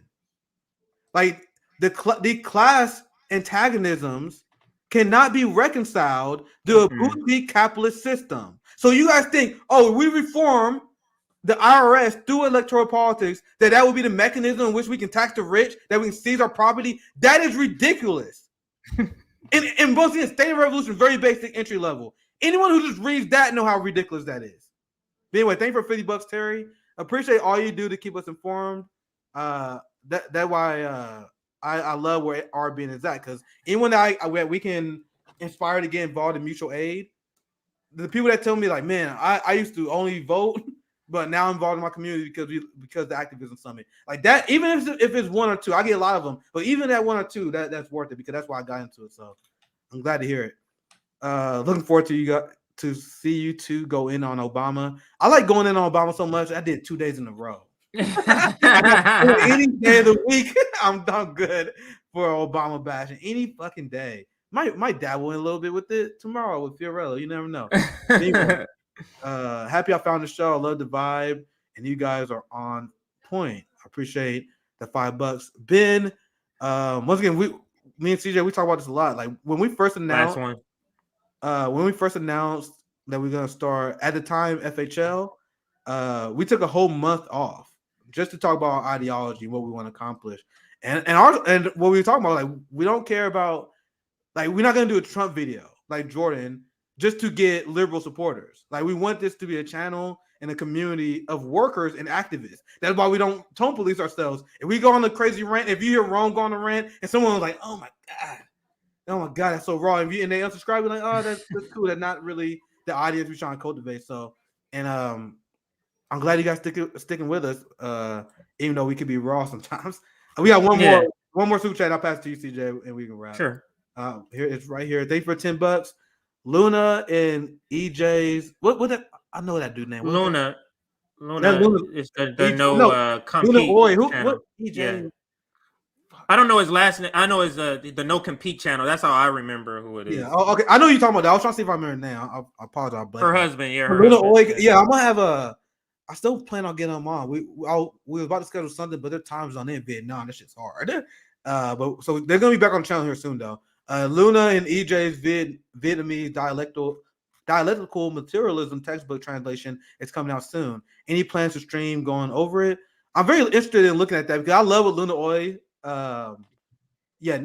Non-compete. Yeah, that's what you guys talking about. Luna Oy, and we talk about when she was on the show. You guys know Luna has a doctorate in the United States and UK politics, something like that, right? So Luna, she pisses people off because she's this Vietnamese person living in Vietnam and she's an open communist. And then people are like, oh my God, you're a Vietnamese communist. What the fuck do you know about America? And Luna like, motherfucker, I got a doctorate in U.S. studies. I know more about your country than you do. What do you know about Vietnam? It's such a good energy. So I actually will read that. I am interested because Luna knows her shit. Like Luna really knows her shit. One last super chat. You guys are trying to keep it here late, huh? Anyway, last one. Thank you for the 199. Follow up from Terry T. Not much, but it's what I got. I think that is a solidarity super chat. I appreciate that. Nubian X. But anyway, we already knew this show was gonna be long. We knew it, and we didn't cover everything. We went almost 3 hours without even touching the debate. So tomorrow, I'm thinking, and we can work it out later, but I'm thinking we're gonna have Fiorella and Miskion at 1 p.m. Central. Then we're gonna jump on Nick and CJ for 2 p.m. and then maybe CJ and Sabby and JB at 3 p.m. and maybe Ron will jump on. So we're gonna have another 3-hour show probably tomorrow as well. So we're providing a lot of content. We appreciate the support, 500 live viewers. We have received a big boost in the channel recently, so I appreciate all the new support and the solidarity you guys show. We see it, and we appreciate the new support. That's why I try to take what I'm doing. I'm trying to improve, trying to get better at making segments, make sure I research everything because I take it seriously. I want to do you guys proud. So I appreciate the new support. Any thoughts, CJ? Yeah, I just want to shout out. We'll be back tomorrow, like he said. We'll announce, how the setup is going to be. It's just a lot of content. All the segments in this video will be chopped up, and eventually it might take maybe a week or 10 days to get all of them uploaded. But all the segments in this video will be chopped up and uploaded. We're trying to get better. Yeah, we're trying to get better at just uploading more content. And so that's the case. So like this video on your way out. Let's see if we can get us over 700. We're very close. This is the Nick and CJ show for those that are watching. Join the Substack, and you can get notifications of when Nick and I go together. When Nick is on by himself with a special guest, or if I'm on with a special guest, or Sabby and the Sabby and JB show, or we upload a clip. If you join our Substack, you'll get notifications, and you can watch those clips directly in your email. I think that's all I got, Nick. So I'll pop up the I see you guys tomorrow. The outro video as Nick takes off. I'll see you tomorrow, Nick, and we'll end with this video. Tia, everybody have a great rest of your day. The thing is that, as far as I'm concerned, since we met you people 500 years ago, look at us. We've given everything. You are still taking. It's true. I mean, where will the whole Western world be without Africa? Our cocoa, our timber, our gold, our diamonds, our platinum, our whatever. Everything you are is us. I am not saying it, it's a fact. And in return for all of this, what have we got? Nothing. Anti-personnel indoctrination against ourselves. If you go and cook your horrible diseases like AIDS, you say it is us. You brought us tuberculosis. We didn't have this big cough until white people came here. In exchange for Africa giving Europe 500 solid years of our people, I mean, not Europe, the Western world, of our human beings to work your canes, to dig your gold, to taking gold itself, diamond, I mean, fish, peanuts, palm oil, everything. In exchange for that, we have got nothing. Nothing. And you know it. Nothing.